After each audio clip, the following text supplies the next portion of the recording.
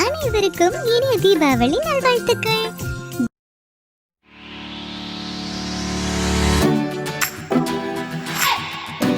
Hi, hello, வணக்கம். தமிழ்நாடு பொறியாளர் குடும்பம் கடந்த 20 வருடங்களாக சுமார் 900 பொறியாளர்களை கொண்டு குவைத்தில் இயங்கி வருகிறது. நமது குடும்பத்தினை சேர்ந்த பொறியாளர்கள் குவைத்தின் தொழில்நுட்ப தேவைகளை பூர்த்தி செய்வது மட்டும் அல்லாமல் தமிழக இந்திய கலாச்சாரம் பண்பாட்டினை தாம் வாழும் குவைத் தேசத்திலும் தொடர்ந்து பறைசாற்றி வருகிறார்கள். கருவியும் காலமும் செய்கையும் செய்யும் அறிவினையும் மாண்டது அமைச்சர். உரிய கல்வி, உற்ற காலம், ஆற்றும் வகை, ஆற்றிடும் பணி ஆகியவற்றை ஆய்ந்து அறிந்து செயல்புரிபவனே சிறந்த பொறியாளர். அந்த வகையிலே நமது குழுமம் இந்த COVID-19 பேண்டமிக் சூழ்நிலையிலும் குழந்தைகள் தின விழாவினை வர்ச்சுவல் ஈவெண்டாக நடத்த முனைந்திருக்கிறது. நிகழ்வில் அடுத்ததாக ஒரு அறிமுக காணொளி.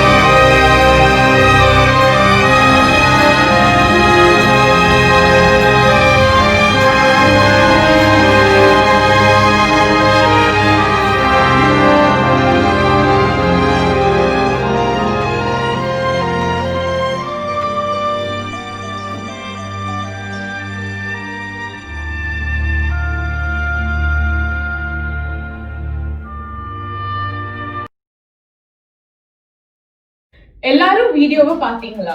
இப்பொழுது COVID-19 பற்றி வேர்ல்ட் ஹெல்த் ஆர்கனைசேஷன் கூறும் சில வழிமுறைகளை காண்போம். Follow accurate health advices from World Health Organization and your local health authority.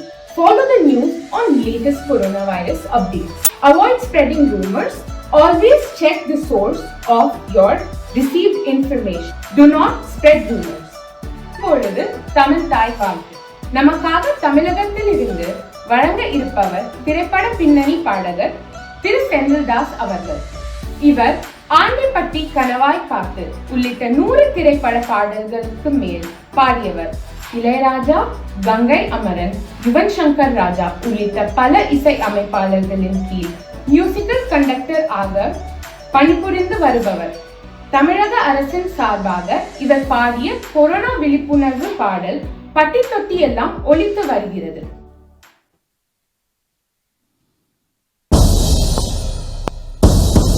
நீராறும் கடலொடுத்த நிலமடந்தை கெழிலொழுகும்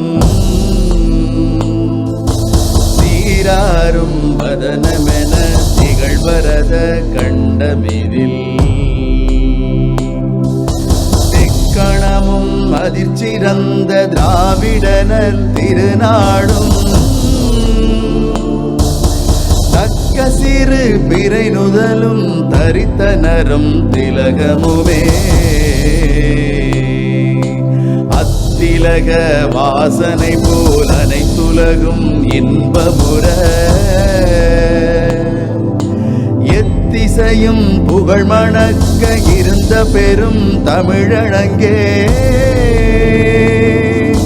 தமிழனங்கே உன் சீரிழமை திறம் வியந்து செயல் மறந்து வாழ்த்துதுமே வாழ்த்துதுமே வாழ்த்துதுமே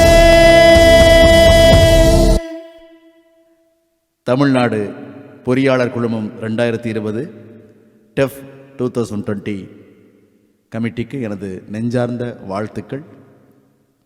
தமிழ்நாடு பொறியாளர் குழுமம் குவைத் வாழ் என் இனிய தமிழ் குழந்தைகளுக்கு என் மனமார்ந்த நெஞ்சார்ந்த குழந்தைகள் தின நல்வாழ்த்துக்கள். Happy children's day. எங்களுடைய அழைப்பினை ஏற்று பணிச்சுமையின் இடையிலும் எங்களுக்காக தமிழ்த்தாய் வாழ்த்து பாடி கொடுத்த அன்பு சகோதரர் செந்தில்தாஸ் அவர்களுக்கு தமிழ்நாடு பொறியாளர் குழுமத்தின் சார்பாக நன்றியினை தெரிவித்துக் கொள்கிறோம். உலகத் தமிழர்கள் அனைவருக்கும் குவைத் தமிழ்நாடு பொறியாளர் குழுமம் 2020 அன்பு வணக்கங்கள். இன்று நாம் காணப்போகும் தலைப்பு தமிழ் இலக்கியம். தமிழ் மொழியின் சுவையை உணராதவர் இவ்வுலகில் யார்தான் இருக்க முடியும்? அப்படி தமிழ் மொழியின் சுவைக்கு மேலும் சுவை ஊட்டியதில் தமிழ் இலக்கியங்களின் பங்கு பெரும்பான்மை என்றால் அது மிகையாகாது.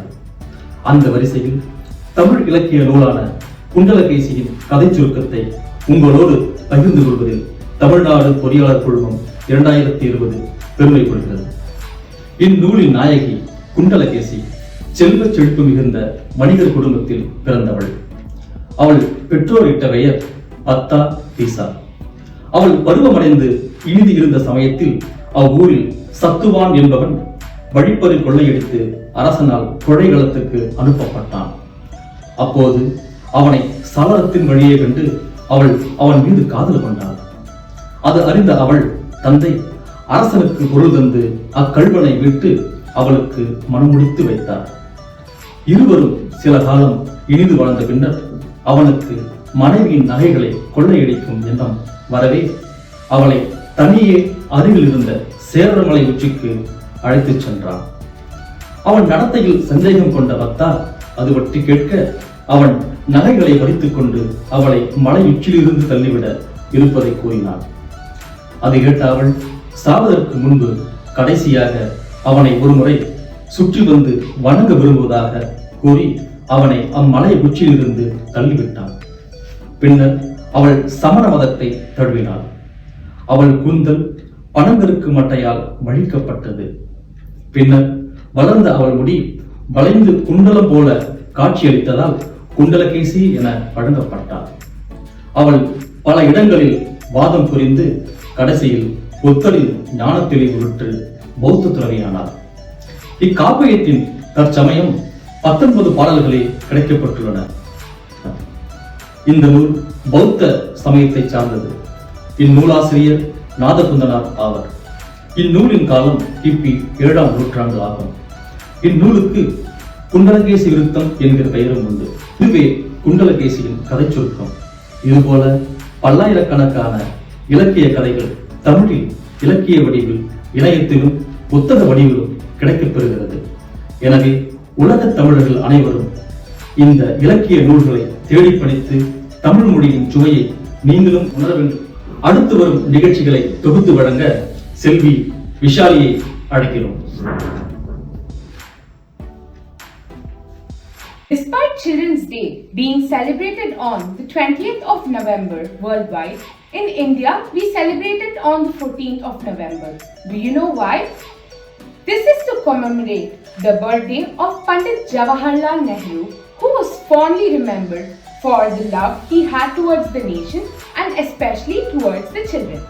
I would like to call upon the General Secretary of TEF 2020, Mr. Amudan, to deliver the welcome address. வணக்கம். அனைவருக்கும் இனிய தீபாவளி மற்றும் குழந்தைகள் தின நல்வாழ்த்துக்களை தெரிவித்துக் கொள்கிறோம். Happy Diwali and Happy Children's Day to all TEF members, children and family. On behalf of Team 2020, it gives me immense pleasure in welcoming you all to the virtual celebrations of Diwali and Children's Day event. This day has been selected so that children are free to enjoy without any disturbances. We request parents to spend some time with their children in their home laboratories today. We are excited to have our prominent guest deliver this live streaming exclusively for TEF. To make the day more interesting and interactive, we request parents and children to have fun doing their experiments by collecting stationaries within your homes and play with science. May the world of science continue to fascinate the younger generation. They will witness different types of energies like heat, light, sound, kinetics in these sessions. Parents are requested to guide children as they watch and do their activities. In advance, we thank Nano Girl, Dr. Michelle Dickinson, Kerry Quinn, Joe Davis, Mr. GK, and Mr. Bombay Kannan for their valuable time and efforts in engaging with our children for this day. With this, I leave the floor to the children who will lead the event activities. Nandri, Vanakkam. Hi friends!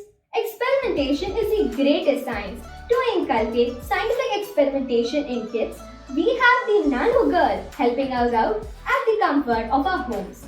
Originally created by the nanotechnologist and engineer Dr. Michelle Dickinson, Nano Girl labs offer easy science experiment demonstration and STEM activities for kids using things you'll find all around the house. Dr. Michelle Dickinson from New Zealand will conduct a live streaming exclusive for the children of TEF, targeting children with age between 6 to 14 years to demonstrate experiment and parents to supervise their learning. Get ready for the adventure.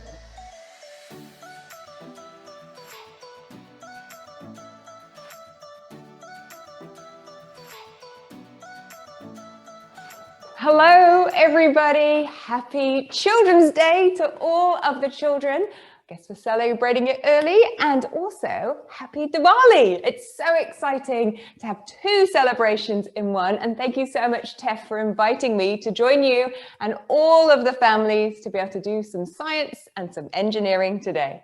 My name is Dr. Michelle Dickinson and I live in New Zealand, which is where I am right now. And as an engineer, I like to build things, and one of the things that I like to build is superpowers. So if anybody who's watching likes to build a superpower, I'm going to need to hear your superhero name. So in your Zoom function, you'll see a chat window. If you want to chat at all, tell me anything. I'm going to ask some questions, write it into the chat function, and then I'll be able to see what your answers are. So why don't we get started with that? If you had a superhero name, what would it be? Mine is Nano Girl. And it's Nano Girl because I'm a nanotechnologist, which means I study really tiny things, 10 to the power of -9 of a meter. And also, I like being called girl, so I call myself Nano Girl. That is my superhero name. Does anybody out there have a superhero name that they want to give themselves based on something that they really, really like, or their favorite animal, or their favorite superpower? Why don't you write in the chat function below and let me know those things.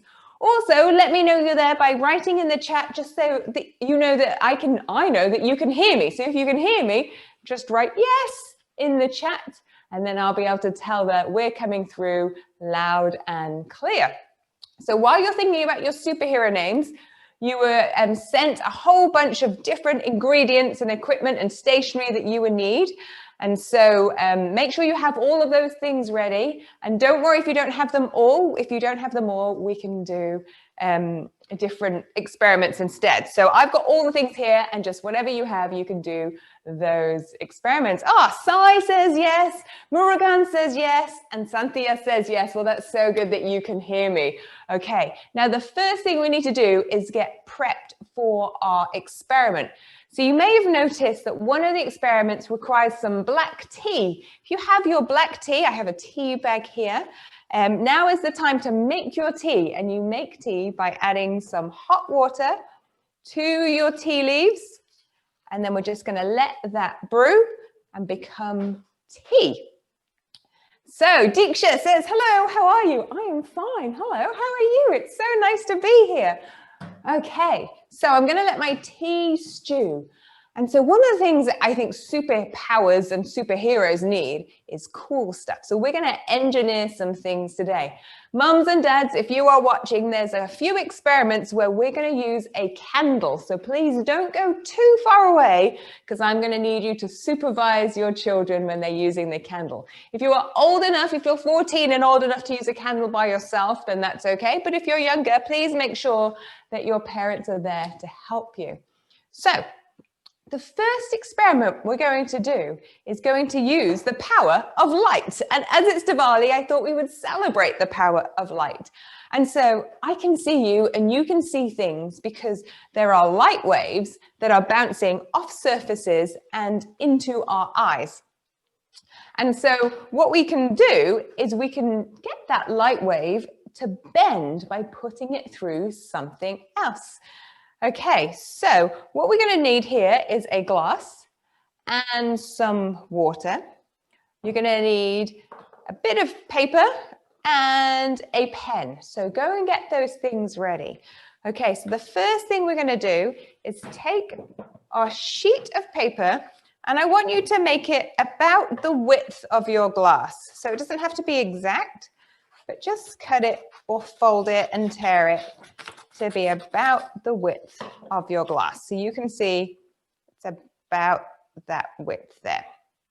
Okay, next you're going to draw on the bottom of this paper an arrow. So I'm just going to move to my top-down camera, and you should be able to see I have my strip of paper, and I'm going to draw an arrow with my pen like this.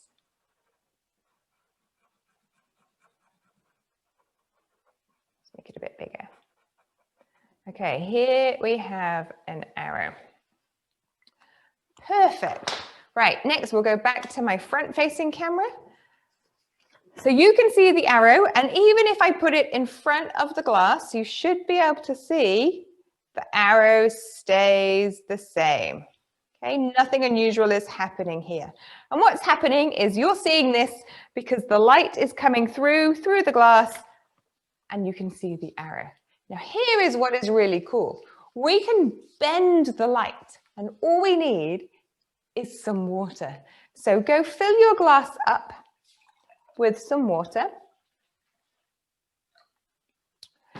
And now take a look at this. Which way is the arrow facing? You should be able to see your arrow is facing this way. Okay, now I want you to watch very carefully as I put this behind my water. Remember before when I put it behind my glass, nothing happened.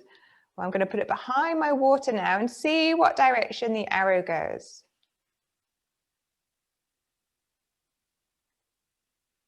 Can you see that it's changed? Look at that, it's pointing the other way. Can you see it's pointing the other way? Now it's pointing this way, whereas really it's pointing that way. Take a look at that. See if you can do this with your glass. You might need your grown-up or your parent to help you so that you can stand in front of the glass and see. But look, it points this way when you're looking it through the air. But what happens is the light, as it goes through the water, is bent. And when it bends, it changes the way that it bounces back to our eyes. And now you can trick people with your superpowers by getting them to go in the wrong direction. And the other thing you can do is once you get used to this, you can start trying to write secret messages.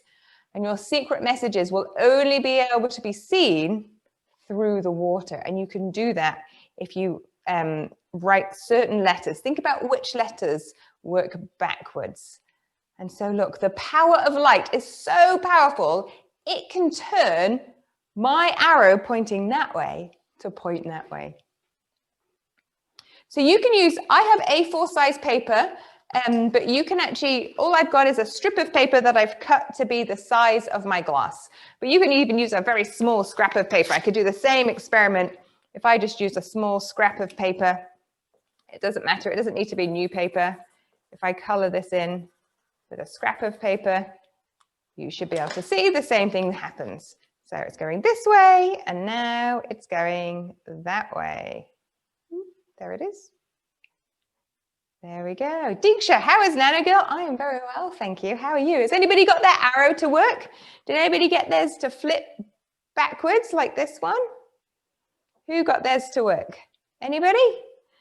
Okay, so that is experiment number 1. And this is how we can write secret messages to each other, that only when you know about refraction, then that's what we need to do. So you can do this, you can try it with different words and different letters. And that's going to be super cool. Okay, now we're going to go to our next experiment, which is going to be using the power of heat that we get from light that we get from a flame. So for this experiment, you're going to need a candle, something to light your candle. I have a lighter here. You're also going to need some aluminium foil. I'm just going to cut a square off.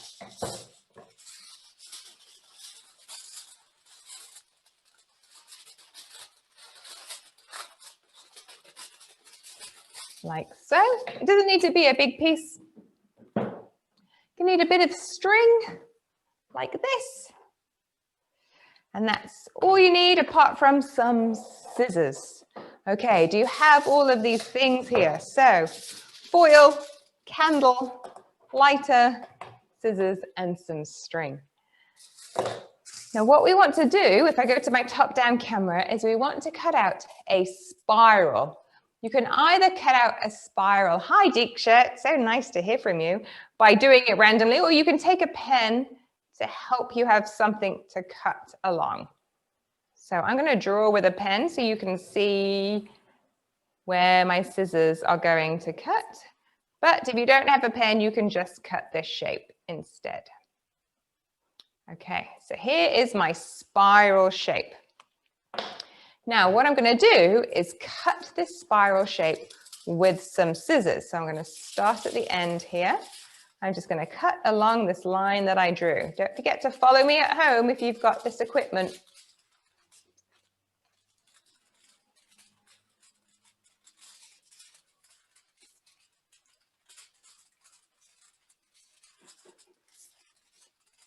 Okay, keep cutting, cut very carefully because the foil tears very easily.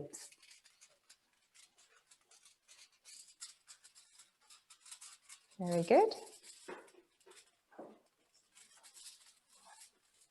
Okay, let's have my top-down camera showing this.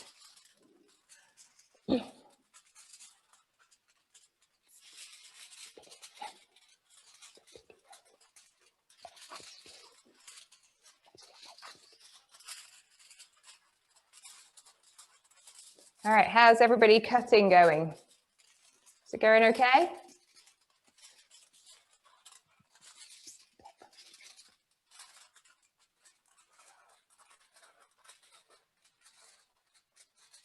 All right, we're getting there. Going round and around and around. Keep going round. You know this experiment, Sai? Well, then you're going to be the master, Sai. You can help us to know what comes next. How's everybody going? This looks like a snail. Do you think it looks like a snail shell?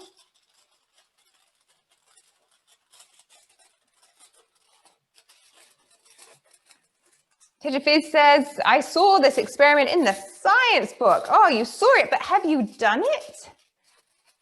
Who's done this experiment?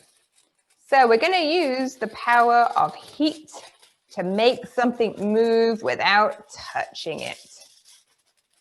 Very good. We're going to use the power of convection. So I'm almost there. Okay, let's do my top-down camera so you can see where I am. Almost to the end. We made a nice spiral.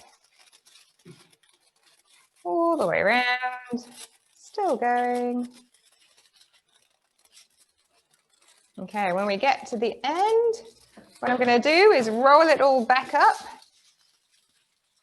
so you can see my nice spirally shape, and I'll cut the tail off somewhere over here. All right. So here is my spiral. What I now need to do is attach a piece of string to a little piece of my spiral here. The easiest way to do that is just to take your scissors and very carefully cut a little hole. I can put a little bit of plasticine underneath the middle here, or you can do it if you're really careful and just put a little hole in there. And that hole is where your string is going to go through. So I'm going to take my string, I'm going to put it through the hole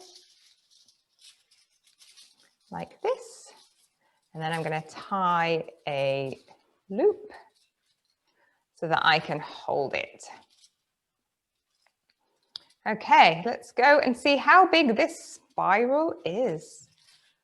It is very, very big. So if I hold this here like this, you can see that nothing happens.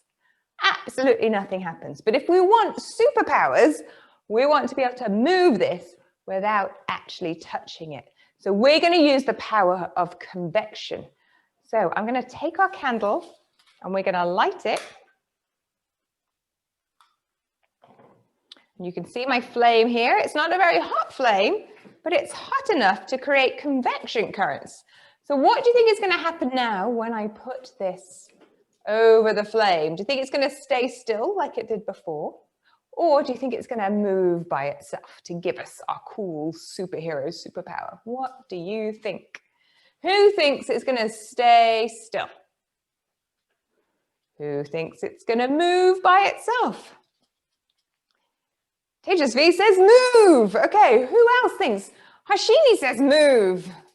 All right, we're going to go with your hypothesis and see what happens. So let's put it over the flame. And I can feel it starting to float a little bit.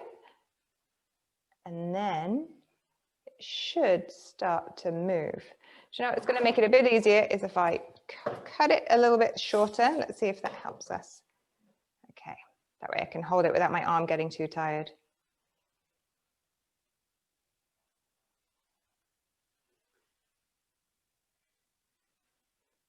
Let's have a look. It's not moving very quickly, so what I'm going to do is try this a little bit faster by just changing my string here. I wonder if this string is holding it. And the great thing about science is it's all about experimenting and trying different things. So here we go. We're going to try that here. And you can you see it twisting? It's twisting a little bit. Can you see? There we go. Look at that. You can see it starting to twist just due to the convection currents, which is the heat coming up and causing it to move. And look, it's moving without me touching the foil. It's just moving because of the heat. And the bigger the candle, the more the heat, the more it will move. So if you have something in your house, if you have a candle, or if you even have a heater at home, you might see, if you put something above it that's light like this, you can get it to spin all by itself. And I think this is a very pretty experiment to do. And it's a very beautiful experiment. And the hotter it gets, the more it moves. Okay, so that's experiment number 2. Now, Cecile says very interesting. I think it's very interesting too. We're going to move to another experiment. Are you ready? This is one of my favorite experiments. Alvin says a nice experiment and good information. Okay, so my next experiment, you're going to need a white candle. Teacher V says it's very interesting. Thank you. So a white candle, you can either use your tea light or you can use a birthday candle, which I just dropped on the floor. And what we're going to do is we're going to use this to write a secret message. You're also going to need some paper.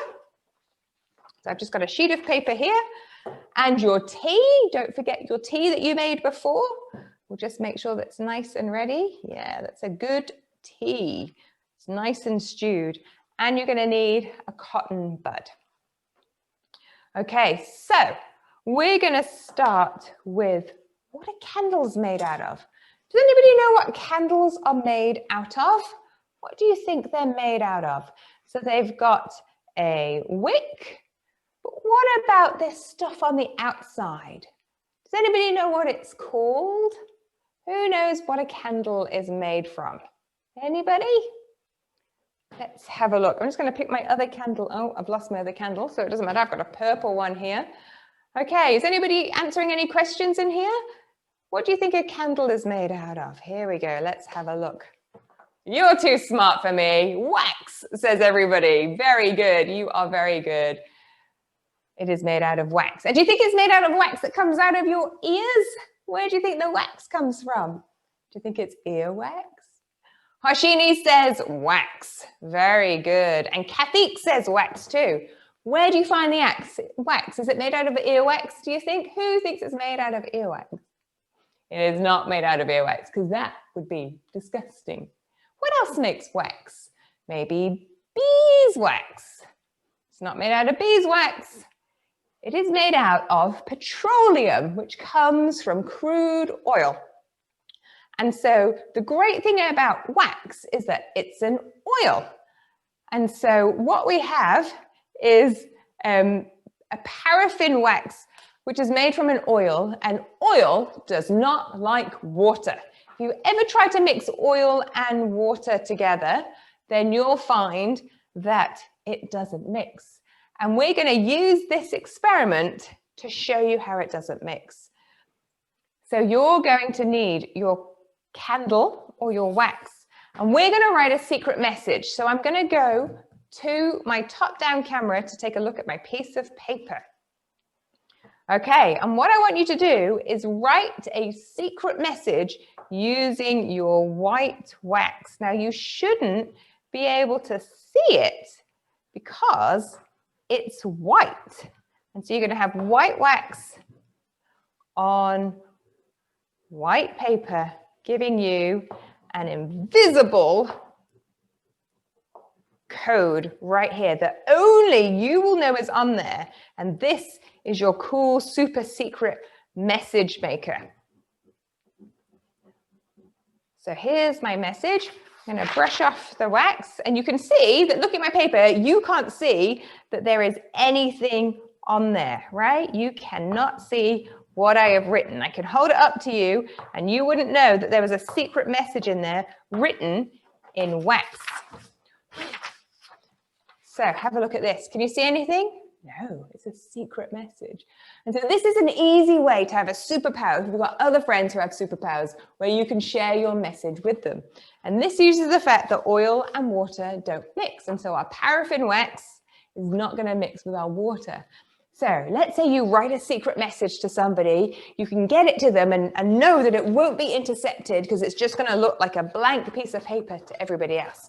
But when you want the message to be revealed, this is what you're going to do. So top-down camera, get your tea ready. Make sure it's not too hot to touch. Put your cotton wool into your tea.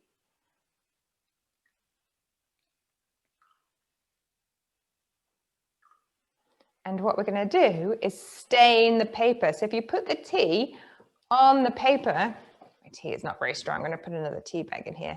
If you put your tea on the paper, it will stain the paper. But because oil and water don't mix, you can't, Karthik says, why can't we see wax in the paper? You can't see the wax because it's white wax and white paper. So they're both the same color.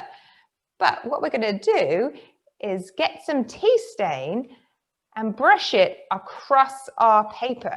And the tea stain is going to cause our paper to become brown because the water, this is not showing up very well on the camera, so I'm actually going to do this with my tea bag. I'm just going to run my tea bag across this paper. The color in the tea is going to soak into the paper, and the tea is going to stain the paper. But the wax, because it doesn't mix with the water, is going to protect the paper from your tea. And you can write any message that you like, and you should be able to see. Who can see what my secret message says? Can anybody see that?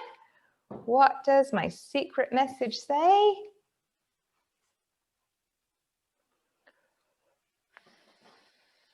Diksha, Hashini, you are right. Murugan, you are right too. It says TEF. Let's go up to my top cam, my forward cam. You should be able to see, it's a little bit bright, but hopefully you can see that it says TEF. It says TEF. So that's how you can have a super secret message and you can send it to your superhero friends, and actually the only people who will know what's in it is the ones who know that the secret comes from tea and the fact that oil and water don't mix. So they can unlock your secret code and see your secret message just by using tea and candle wax, which is made from paraffin wax. So well done, everybody. What were your secret messages? Did you write any good secret messages?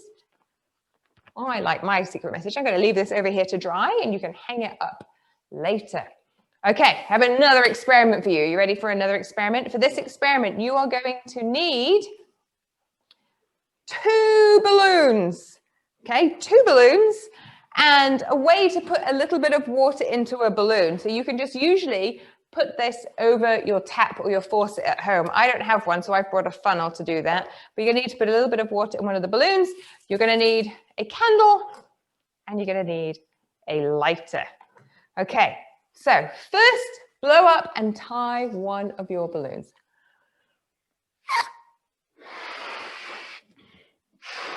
It doesn't have to be too big. Okay, here is my first balloon. Next, blow up, but don't tie your second balloon. So we're going to blow it up.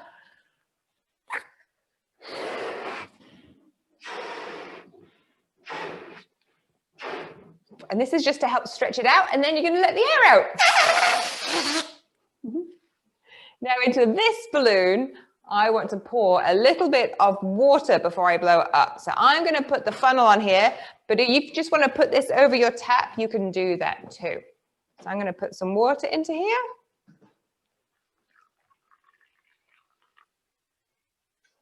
Okay, and now being very careful not to get water everywhere, I'm going to blow up this balloon that's got a little bit of water inside it.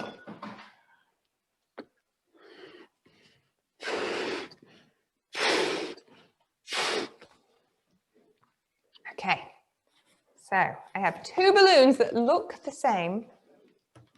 And one of them has some water in and one of them doesn't. Now, we're going to add a little bit of fire here. So if you have your candle, what I need you to do is light your candle.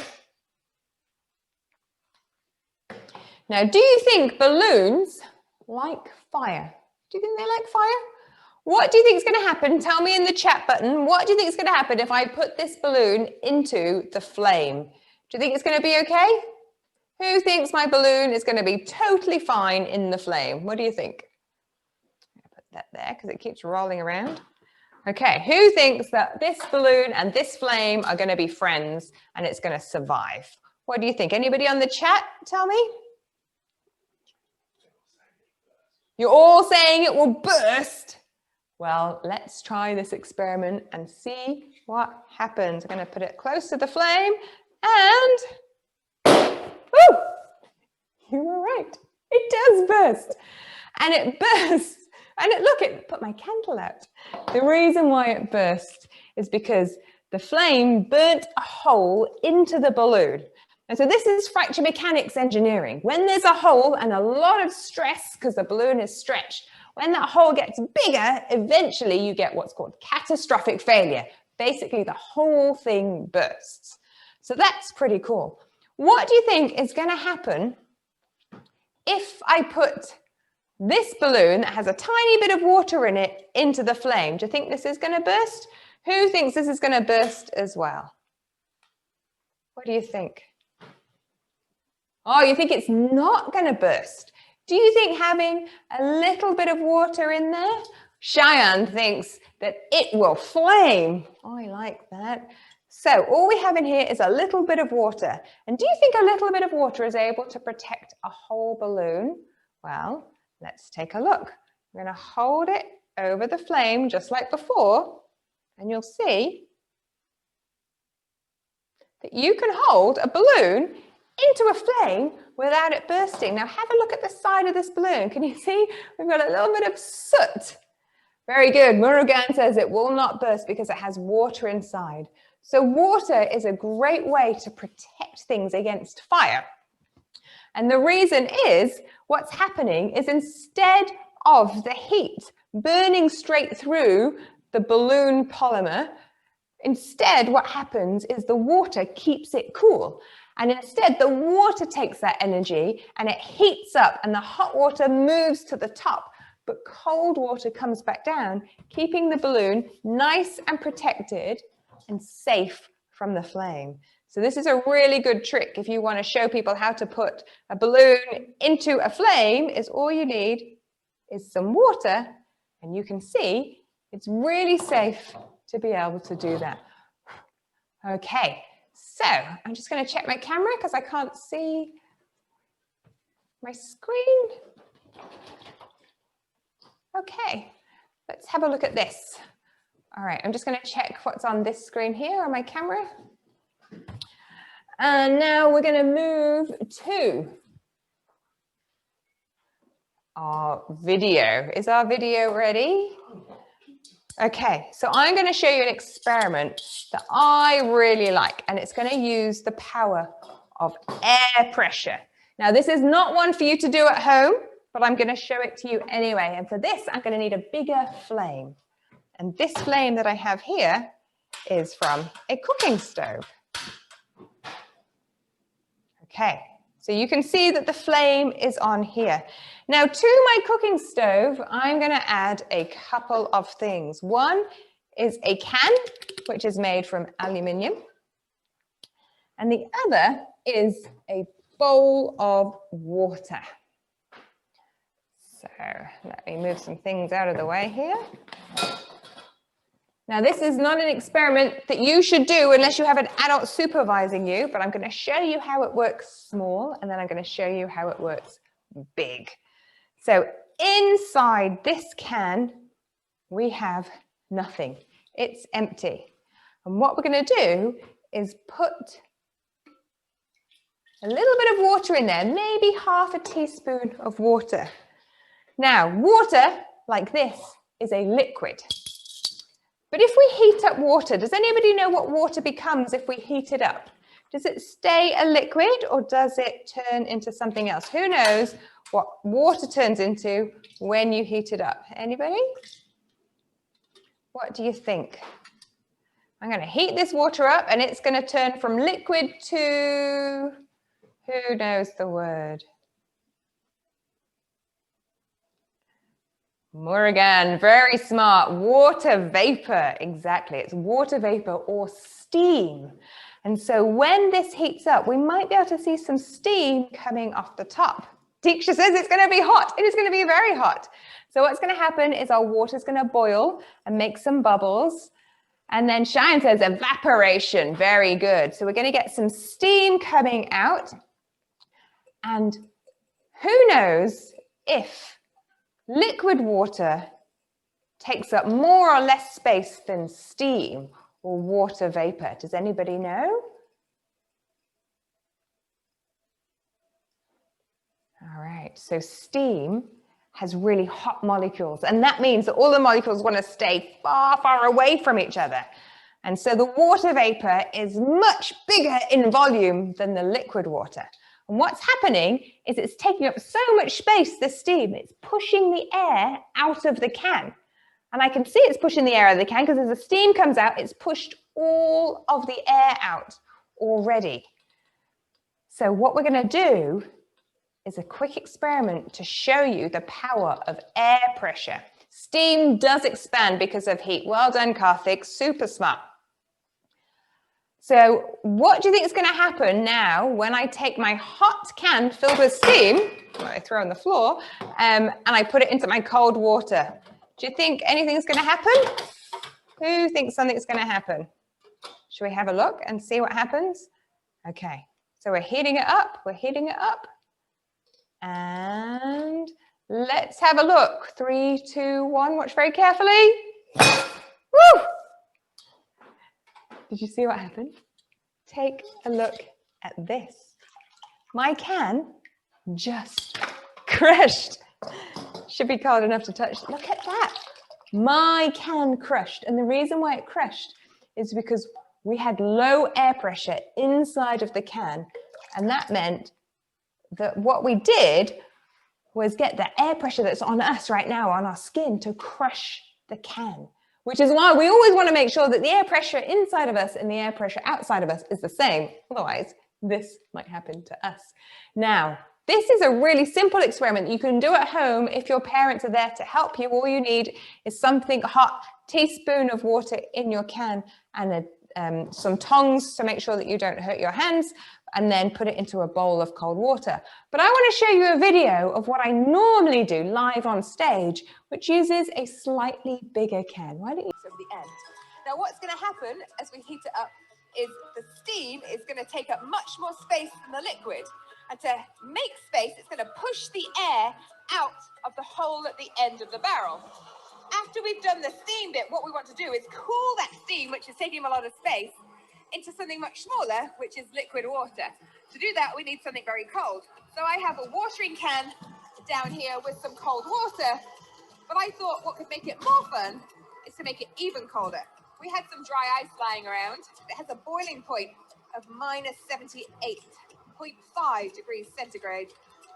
And I'm going to put this into the water, and it's going to go through a process called sublimation, pretty much where it instantly turns into a gas from a solid because it warms up so quickly. So you can see the steam is pouring out, the air is pushed out. Now we want to actually seal this unit up. So now this is going to be filled with steam and not very much air, which is currently okay because the pressure of the steam is enough to push the barrel sides on the outside, and it's equal to the pressure that's pushing on it from the air. So that's going to go on there. We're going to rotate it. There we go. That's rotated. A little bit. And now we've got something that is very hot. We're going to mix it with something very cold. What's hopefully going to happen is the steam is going to turn back into liquid water. Ready? Yes. As it does that, the air pressure inside the can is going to reduce until the air pressure on the outside is so high compared to the air pressure on the inside. Air pressure should crush this can. Let's see what happens. Oh yeah. So there you go. That is the power of air pressure. That is how you can crush 220 litres of steel drum using just some hot water, some cold water, flamethrower. Ooh, I think it's gonna go. And that's what we do at Nano Girl Labs. Thanks for joining us. See ya.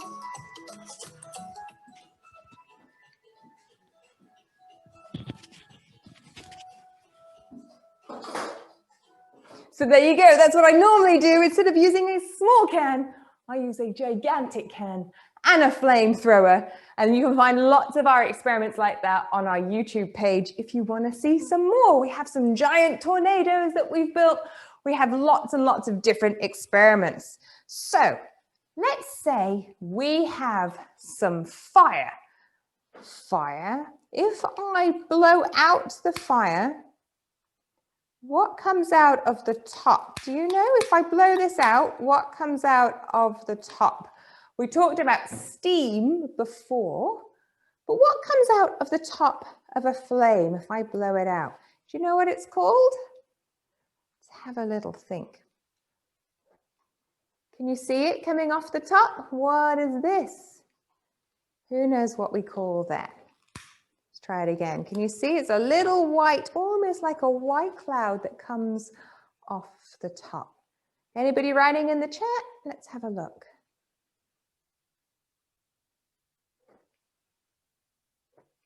There we go. What's it called? It's called smoke. And smoke usually comes off when we put a fire on.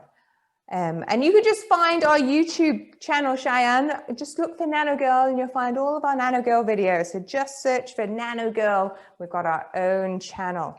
So we've got smoke, and smoke is quite cool. Good job, Baloo, Karthik. You said smoke, you were right. So what I'm going to do now is teach you how to hold some smoke. Has anybody ever made a bubble before? So for a bubble, you need some soap and some water, which makes a bubble mix. And then you need a way to blow a bubble. You can do this with your hands. You can just put some bubble mix between your fingers to make a bubble wand and blow a bubble. Now, normally when you have a bubble, if you touch it with your hand, it pops. Right? And that's because bubbles are made out of water and your hands are usually very dry. So if you ever want to hold a bubble without it popping, you have to make sure that your hands are wet and soapy too. That's how you hold a bubble. So if you've never held a bubble before, just blow it on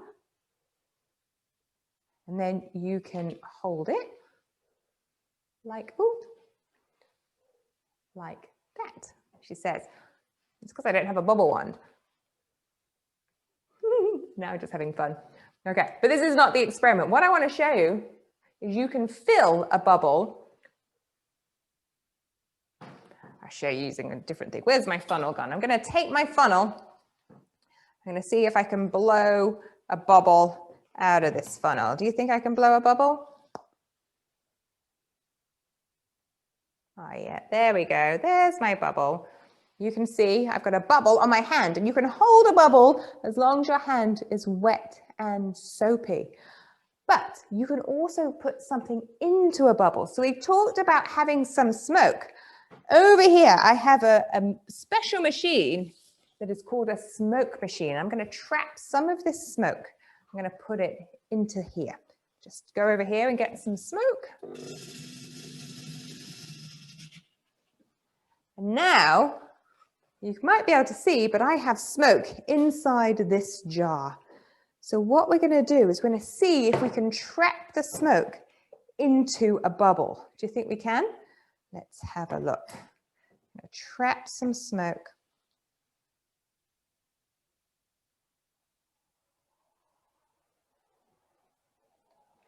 Into the bubble. Can you see that? That is my smoky bubble. Ooh, and it just popped. Let's do another one.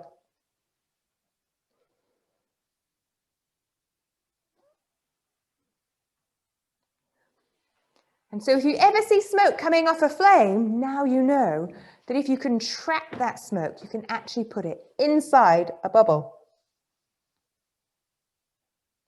Can I see another one? I'll just put a little bit more smoke into my container. And let's see if we can make a gigantic one. Here we go.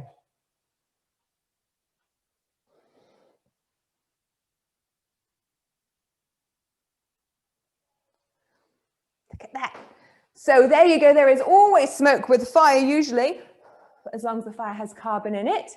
And so that's how you make a smoke bubble. And that's also how you hold a bubble.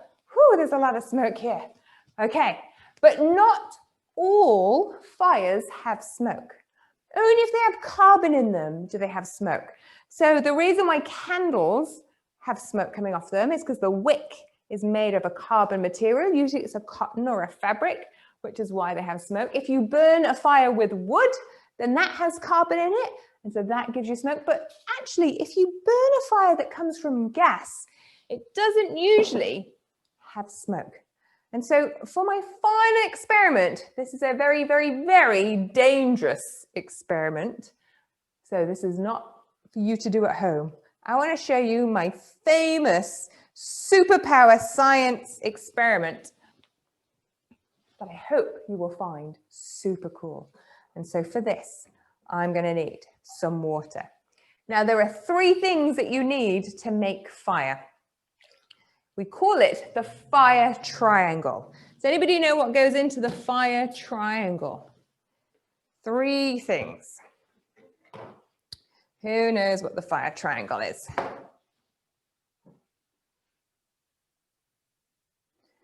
Okay, so the fire triangle has 3 things.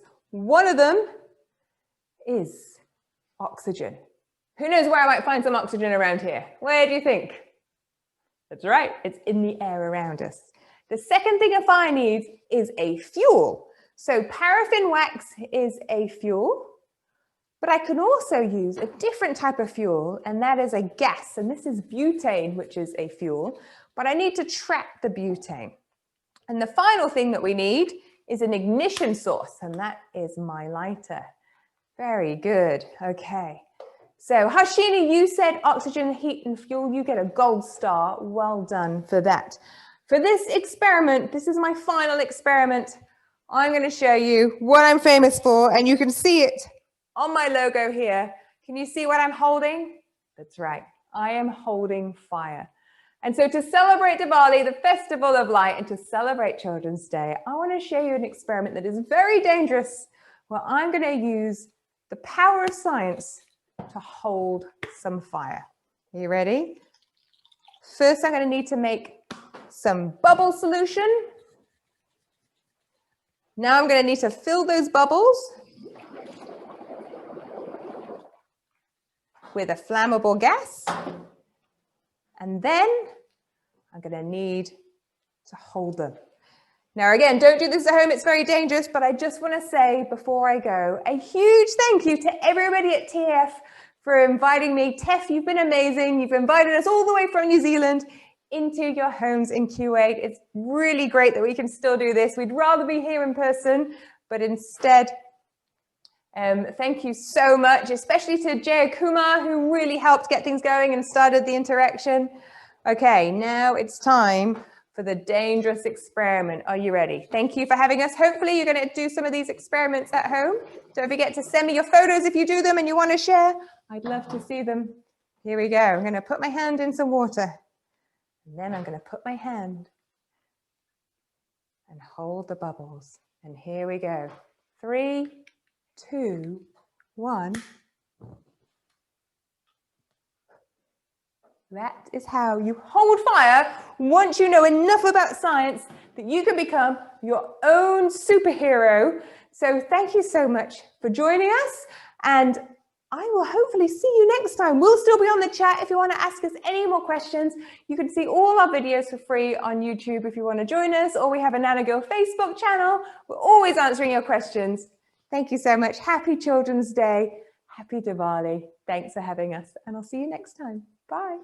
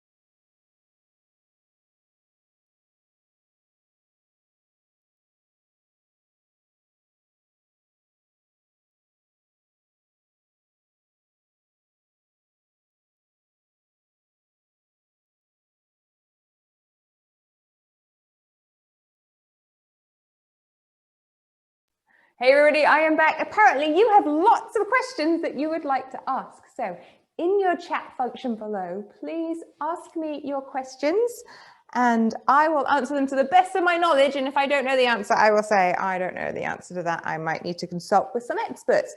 And the great thing about Nano Girl is we have lots of scientists and lots of engineers who work for us around the world. And so if I don't know the answer, I usually call somebody else and say, do you know the answer? And if they don't know the answer, we try an experiment to see if we can find the answer, or we call some of our other scientists and engineering friends. So if you have any questions about science or about some of the experiments that we did today, please feel free to ask me. I am here for you and we will see what comes in. Okay, I've got lots of things left over here. Did you like the fire experiment? Was that fun? Have you seen that before? It's quite dangerous, but it's also quite cool, I think. Okay, do we have any questions from anybody? What do we think? No questions? Come on, you can ask something. You can even ask about light. Or tell me what you're doing for Diwali. Is anybody doing anything? What do you think? Okay, it looks like we got a question coming in. Hold on. Deeksha wants to know, how do bubbles create fire? Oh, no, that wasn't Deeksha, sorry, that was Sai. Sai wants to know, how do bubbles create fire? Well, bubbles normally don't create fire at all. What I was able to do was trap the fuel inside the bubble. So you may have seen that I had a flammable gas here, and you can get the flammable gas to make some bubbles, and now that means that these bubbles are filled with the gas. So regular bubbles do not burn because they're filled with water, but these bubbles, because they're filled. So, I was saying, how do bubbles create fire? We made bubbles that won't catch fire normally, and we put a fuel in them, and the fuel catches fire. So what we're able to do is trap the fuel inside the bubbles, and by trapping the fuel inside the bubbles, what that happens then is, when you hold the bubbles, what you're actually holding is not just the bubbles, but the fuel, or the butane, which is inside the bubbles. And so that's what actually sets on fire when we do this. And so it's not the bubbles that are burning, it's the butane inside the bubbles that are burning, and that's how bubbles create fire. Hopefully that answered your question. Do you have any more questions coming in? Let's have a look into my movie time, right? All right, what's my next question? Let's see what else is coming through here. Just loading them up on the screen. No? No more questions? Oh, there is. There's one more. Hold on. Can we store different smells like a matter and release it when it's needed? Like a film. Sorry, I'm reading this very slowly.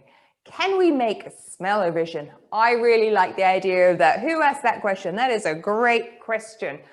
Okay, so smell-o-vision is a really hard thing to do right now, but we can definitely store smells. And I have seen some companies that what they have done is they've created a little box that has some different chemicals and different aromas in it that sits underneath your television. And now this is a prototype, it's not available yet, but what they can do is mix those chemicals and create a smell that comes out with your movie, for example. So let's say you're watching a movie and they're in a forest. It can put out different chemicals while you're watching it that come out from this little box underneath your television that actually smell like the forest. So you can sort of get smell-o-vision, but it's not very good right now because we still don't have great ways. The thing with aromas is you only get an aroma when they're released into the air. And so what we need to do is as soon as they're released into the air, they start to spread out and go everywhere. It's very hard to trap an aroma close to your nose, which is where you need it to be, which is why smell-o-vision is really hard. But there are lots of ways we could make smell-o-vision. You could maybe have a little capsule that sits on your nose that pumps out chemicals. And I would love to see smell-o-vision. I'd love to also see touch-o-vision. I could touch what's going on in the TV. But because aromas and all of these molecules spread out so quickly, they're quite hard to trap once you release them. Okay, are new cloud seeding technologies for artificial rain good or bad? Well, as a scientist, we never really say if anything is good or bad. We say, well, what is the use case and what are the risks involved? So that's from a good question. And so I think in places where you might need some rain, being able to artificially seed that can be a good things where you really need rain, but we have to remember that Mother Nature and their climate is very good at controlling things where she wants it to be. So sometimes when we play with things over here, we don't always understand what the consequences are going to be somewhere else in the world. So, and that came from Kavinya. Cheyenne wants to know, how do you make a toy car? That's a really good question, and not a very specific question, but you could make a toy car lots of different ways. I've made toy cars before, I don't have one with me, out of cardboard, where I make the wheels out of bottle tops and put a skewer in between. If you head to nanogirlslab.com, you'll find an experiment there, and one in the wind superpower, it's all about how to make a toy car. And then we make it out of cardboard, and then we put a little paper sail on the top, and we can blow it so it can drive around. But most toy cars are made out of either plastic or they're made out of metal. If they're made out of plastic, they're usually injection molded, which is where you take plastic, little pellets, we call them nurdles, you put them into a heated screw, and as you heat them and you squash them and you push them, eventually you put them into a mold, which is your car shape, and you squeeze them through and it cools down and you have your car shape. Okay. And then we can also make them out of metal, which is very different, but most toy cars now are made out of plastic. Mr. GK wants to know, any future plans to collab with your Indian YouTubers? I would love to collab with any Indian YouTuber who wants to. Just let me know, contact me, and we should do something, because that would be amazing. Okay, I think that's all the questions that we've got. So with that, again, I want to thank TEF for having me. And if you have any more, keep putting them in the chat and I will answer them privately. Okay, so I think I'm off. I will see you next time. Happy Diwali and Children's Day. On behalf of Team 2020, we felicitate Dr. Mitchell of Nanogirl Labs team and support staff for the excellent program and coordination. Once again, thank you for all the participants, the children's behalf of TEF 2020.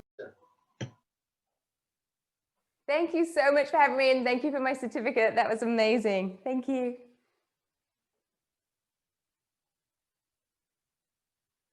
வணக்கம்.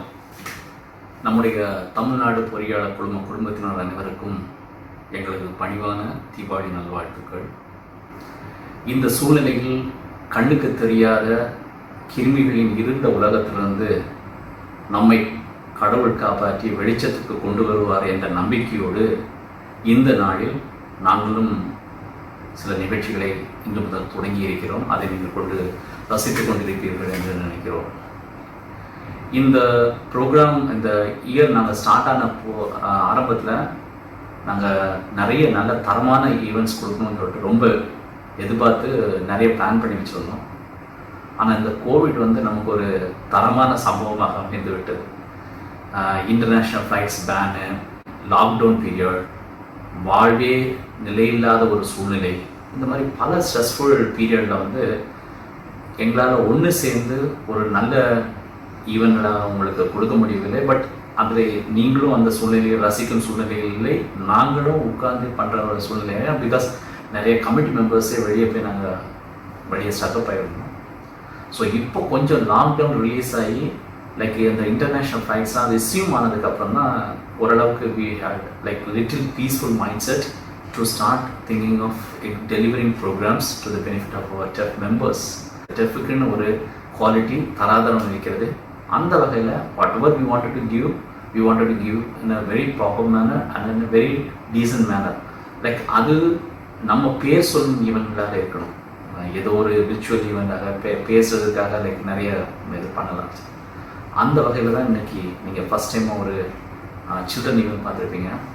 நானோகர்ல் from New Zealand and in fact like அவங்கள approach பண்ணுறதுக்கே ரொம்ப கஷ்டம். இந்த மாதிரி டைமில் like நமக்காக அவங்க ஒத்துழைத்து லைக் அவங்க நமக்காக ப்ரோக்ராம் எக்ஸிக்யூட் பண்ணுறதுனா ஒரு சிரமமான காரியம். இப்போ இந்த சூழ்நிலையில் 20 நவம்பர் டைஸ் ஈவெண்ட் ஆரம்பிச்சிருக்கிறோம். டைஸ் அண்ட் இன்ஜினியரிங் எக்ஸலன்ஸ் அவார்ட் இன்னைக்கு விர்ச்சுவல் ஃபார்மேட். இது நம்ம எல்லாருமே எல்லாரும் ஒர்க் பண்ணக்கூடிய ஆட்கள். ஆக்சுவலி நம்மலாம் like professional event management company கிடையாது. ஸோ எங்களால் முடிஞ்ச அளவுக்கு என்ன பண்ண முடியுமோ TEF மெம்பர்ஸை மட்டும் நம்பி நாங்கள் இந்த ஈவெண்ட்ஸை ஸ்டார்ட் பண்ணியிருக்கிறோம். இந்த 2010 நாங்கள் ஈவெண்ட் ஸ்டார்ட் பண்ணும்போது அதுக்கு முன்னாடிலாம் நம்ம அந்த குவைட்டீஸ், சிஇஓஸ் ஆஃப் கம்பெனிஸ் எல்லாம் நம்ம அவ்வளோ இன்ட்ராக்ட் பண்ணுறது கிடையாது.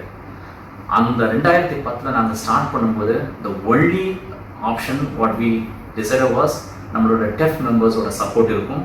அவங்களோட ஆதரவாக தோல்வியோ வெற்றியோ லைக் அவங்களோட ஆதரவோடு நம்ம ஸ்டார்ட் பண்ணலான்னு சொல்லிட்டு அந்த ஈவெண்ட் ஆரம்பித்தோம். அதுக்கு பின்னாடி வந்த நம்மளுடைய கமிட்டி ஃப்ரெண்ட்ஸ் அதை ஒரு உலக தளத்துக்கு கொண்டு போய் இப்போ இன்னைக்கு குவைத் மட்டுமல்லாது உலகத்திலேயே ஒரு one of the best conference ஈவெண்ட்டாக அது பேர் சொல்லி நடந்து கொண்டிருக்கிறது. இப்போ நம்மளை பார்த்து நிறைய அசோசியேஷன்ஸே வந்து லைக் நிறைய பேர் ஸ்டார்ட் பண்ணாங்க. பட் அவங்களால வந்து அதை எக்ஸிக்யூட் பண்ண முடியல. ஆக்சுவலி லைக் 2 வருஷம் 3 வருஷம் கண்டினியூ பண்ணாங்க, அதுக்கப்புறம் முடியல. ஸோ இதெல்லாம் நம்ம டெஃப் மெம்பர்ஸ்க்கு கிடைச்ச வெற்றி. டெஃப் மெம்பர்ஸ் இதில் ரொம்ப பெருமிதம் கொள்ளணும். அந்த ஒரு எந்தூல இந்த வாட்டி ஒரு விர்ச்சுவல் ஈவெண்ட் ஆரம்பிச்சிருக்கோம். இதுவும் ஒரு முதல் முயற்சி. இதில் நம்மளும் ஒரு ப்ரொஃபஷனல் ஆட்கள் கிடையாது. பட் கொடுக்கறது வந்து we wanted to give it in a different format. பிசி ஜூம் கால் போட்டு டீம்ஸ் மீட்டிங் போட்டு பண்ணுறது மாதிரி இல்லாமல் நிறைய யங்ஸ்டர்ஸ் இந்த கமிட்டியில் இருக்காங்க. நிறைய பிஹைண்ட் த சீன்ஸ் ஒர்க் பண்ணியிருக்காங்க. ஆல்மோஸ்ட் நம்ம refineries are gathering center shut down டைமில் எப்படி 24/7 ஒர்க் பண்ணுவாங்களோ அது மாதிரி இருந்த ஒரு 2 மாதங்களாக almost 24/7 they were working to give the best output to our TEF members. இதில் நீங்கள் அதை வந்து அட்டன் பண்ணும்போது தெரியும் அதோட பிஹைண்ட் த சீன்ஸ் எவ்வளோ எஃபர்ட்ஸ் இருக்குது, அதில் எவ்வளோ சிரமப்பட்டிருக்காங்கன்னு உங்களுக்கு தெரியும். Actually it's not so easy. Like வீட்டு வேலைகள், ஆஃபீஸ் டென்ஷன்கள், லைக் நம்மளோட குடும்ப சூழ்நிலை, ஸ்ட்ரெஸ்ஃபுல் பீரியட், இது எல்லாத்தையும் விட்டுட்டு அவங்க நம்ம தமிழ்நாடு பொறியாளர்களுக்காக மட்டும் அவங்க ரொம்ப ஸ்ட்ரெஸ்ஃபுல்லாக எடுத்து நிறைய பண்ணியிருக்காங்க. அவங்களுக்கு உங்களோட ஆதரவு கண்டிப்பாக தேவை. உங்களோட ஒரே ஒரு ஹெல்ப்பு, அந்த 20ஆம் தேதி நவம்பர் டைஸ் ஈவெண்ட்டுக்கு நீங்கள் எந்த இடத்துல இருந்தாலும், வீட்டில் இருந்தாலும், பிஸ்னஸாக இருந்தாலும், லைக் ஷாப்பிங் மாலில் இருந்தாலும் தயவு செய்து லாகின் பண்ணி லைக் அதில் வந்து ஒரு பார்ட்டிசிபெண்ட்டாக வாங்க. பாருங்கள் அதில் என்ன பண்ணியிருக்கோம்னு சொல்லிட்டு. ஏன்னா இது ஒரு கன்னி முயற்சி. இதை அடுத்த லெவலுக்கு மெருகேற்றது உங்கள் சக்ஸஸும் உங்கள் ஆதரவில் தான் இருக்குது. இது வந்து ஒரு 1000 பேர் வந்து அட்டன் பண்ணும்போது நம்ம தமிழர்களுக்கு இது வந்து உலகத்தில் எல்லா இடத்துலையும் பார்க்கறதுக்கு ஒரு ஆப்பர்ச்சுனிட்டி ஆக்சுவலி. ஸோ இது நீங்கள் வந்து அட்டன் பண்ணும்போது உலகத்தில் நம்ம தமிழர்களுடைய ஒரு ஓசை ஒழிக்கிறதுக்கு ரொம்ப சான்சஸாக ಇದೆ. நிறைய international speakers only for deaf they have agree to give their speech and other thing. So நீங்கள் கொடுக்கக்கூடிய ஆதரவில் தான் இதை இனி அடுத்த கட்ட லெவலுக்கு நம்ம கொண்டு போக முடியும். அதுக்கு தயவு செய்து 20ஆம் தேதி இந்த டைஸ் அண்ட் இன்ஜினியரிங் எக்ஸலன்ஸ் அவார்ட் இருந்து பாருங்கள், லாகின் பண்ணுங்கள். லாகின் பண்ணிவிட்டு then give us a support. இது அடுத்த லெவலுக்கு நம்ம தமிழர்களின் ஒளி உலகெங்கும் தெரிய வைக்கிறது உங்களோட கையில். ரொம்ப நன்றி, வணக்கம். இவர் ஓர் அறிவியல் களஞ்சியம். பிளானட்ஸ் ஏன் உருண்டையாகவும் கேலக்சிஸ் ஏன் பிளாட்டாகவும் இருக்கிறது தொடங்கி ஏலியன்ஸ் கூடு விட்டு கூடு பாய்வது, கோஸ்ட் உண்மையா பொய்யா என்று இவரின் வீடியோக்கள் வைரல். கடவுள் தூள், குவாண்டம் சயின்ஸ் மற்றும் இவரின் பல சயின்ஸ் எக்ஸ்பெரிமெண்ட்ஸ் அண்ட் டெஸ்டிங் வீடியோக்கள் வேற லெவல். அனைத்தையும் விட astronomy, human body, history, mathematics, geography உள்ளிட்ட பல துறைகளில் நடத்தும் live quiz is simply amazing. தமிழகத்தை சேர்ந்த கணினி அறிவியல் பட்டதாரியான மிஸ்டர் ஜிகே என்று அழைக்கப்படுகிற திரு தர்மதுரை அவர்களே இந்த குழந்தைகள் தின virtual event வாயிலாக சந்திக்க இருப்பதில் மகிழ்ச்சி அடைகின்றோம். Now handing over the dais to Mr. GK.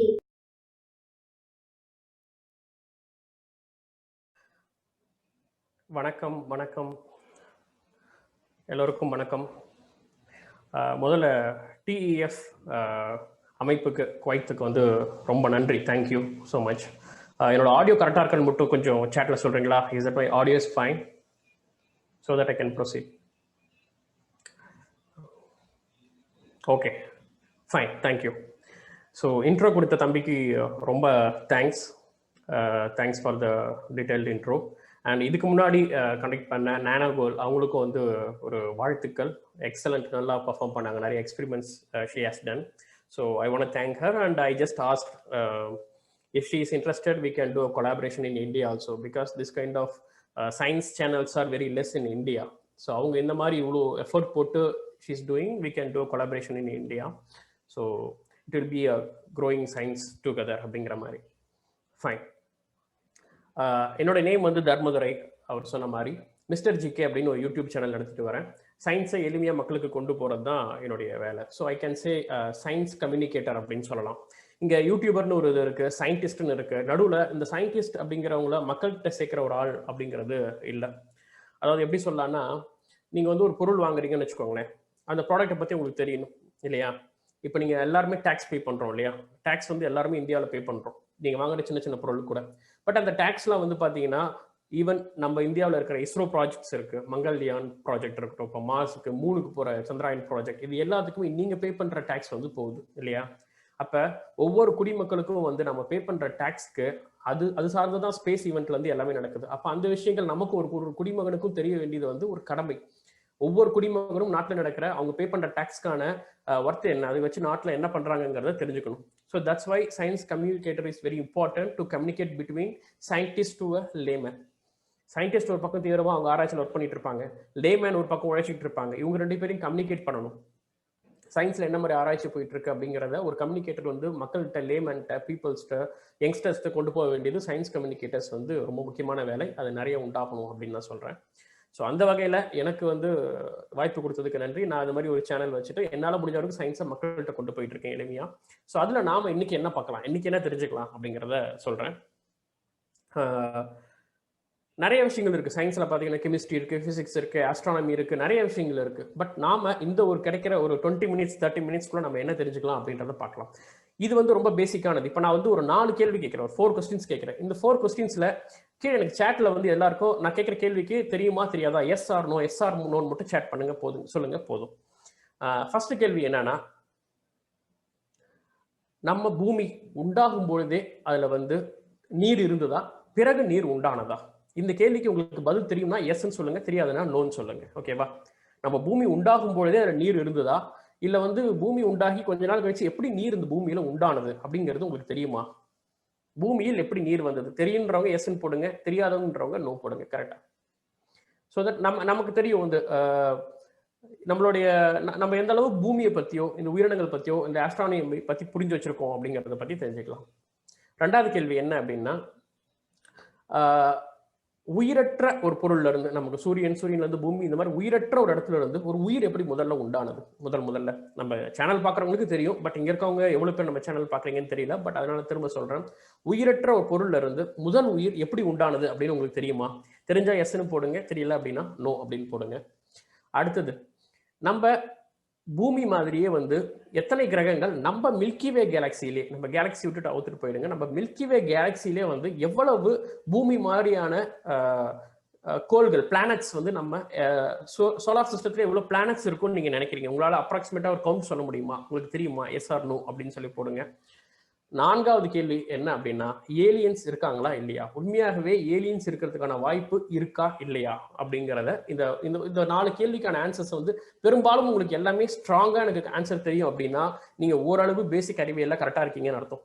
இல்ல எனக்கு தெரியல, சிலதெல்லாம் டவுட்டா இருக்கு, இல்ல ஆமா இல்ல ஏலியன்ஸ் இருக்காங்களா, அதுக்கான ப்ரூஃப் என்ன, முதல்ல எப்படி தண்ணி உண்டாயிருக்கும், முதல்ல ஒரு உயிர் எப்படி உண்டாயிருக்கும்ன்ற பேசிக்ஸ் நமக்கு தெரியல அப்படின்னாலே நாம வந்து ரொம்ப நார்மலான ஒரு பீப்புள் தான். இந்தியாவை பொறுத்த வரைக்கும் 90% of people, not even 95% of பீப்புளுக்கு வந்து இந்த விஷயம் தெரியாது. அதனால அது எதுவும் கவலைப்படாதீங்க, தெரியலன்னு நினைச்சுக்காதீங்க. இது ஒரு நல்ல ஆப்பர்ச்சுனிட்டியா எடுத்துக்கிட்டு நம்ம தெரிஞ்சுக்கலாம். சரிங்களா? ஸோ நிறைய பேர் நோன்னுலாம் போட்டிருக்கீங்க.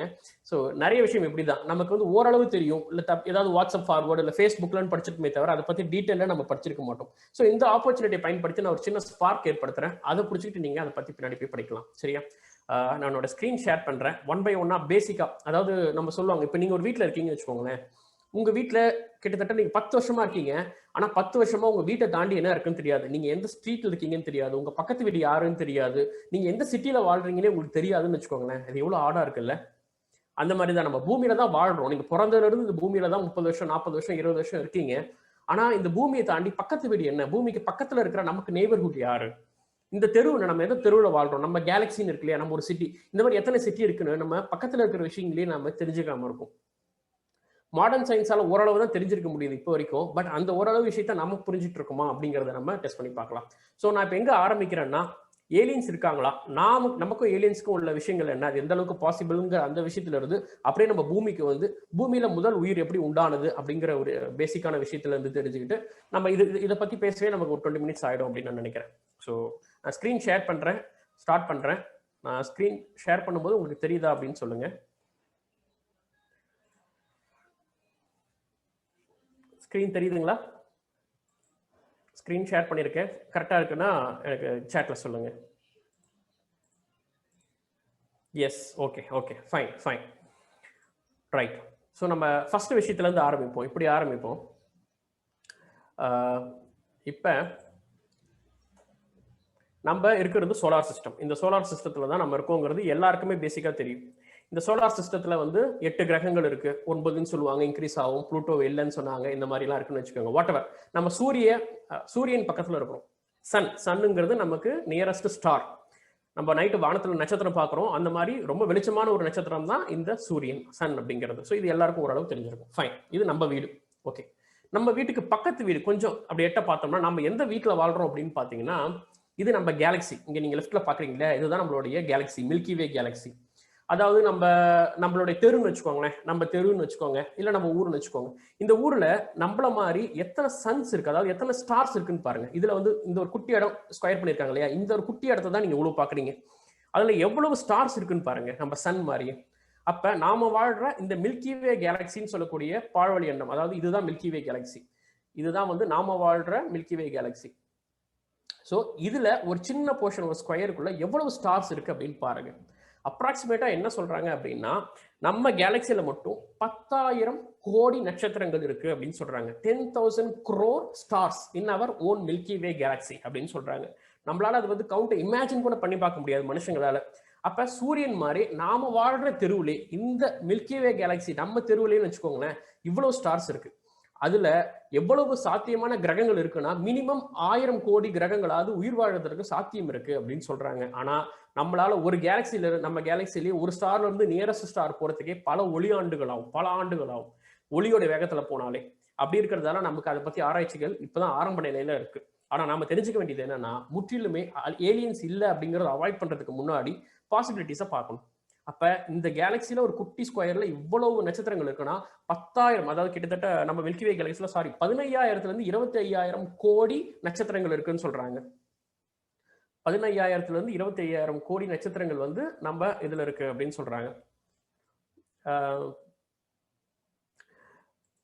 ஸோ நட்சத்திரங்கள் அப்படிங்கிறது ஒன்று கிடையாது, அந்த ஸ்டார்ஸ் தான். நம்ம சூரியன் ஒரு ஸ்டார், அந்த மாதிரி. ஓகேவா? சரி, அடுத்தது என்ன அப்படின்னு பார்த்தீங்கன்னா, இந்த மில்கி வே கேலக்சி இருக்கு இல்லையா, சரி நம்மளுடைய நம்ம கேலக்சியில இவ்வளவு ஸ்டார்ஸ் இருக்குன்னு வச்சுக்கோங்களேன்.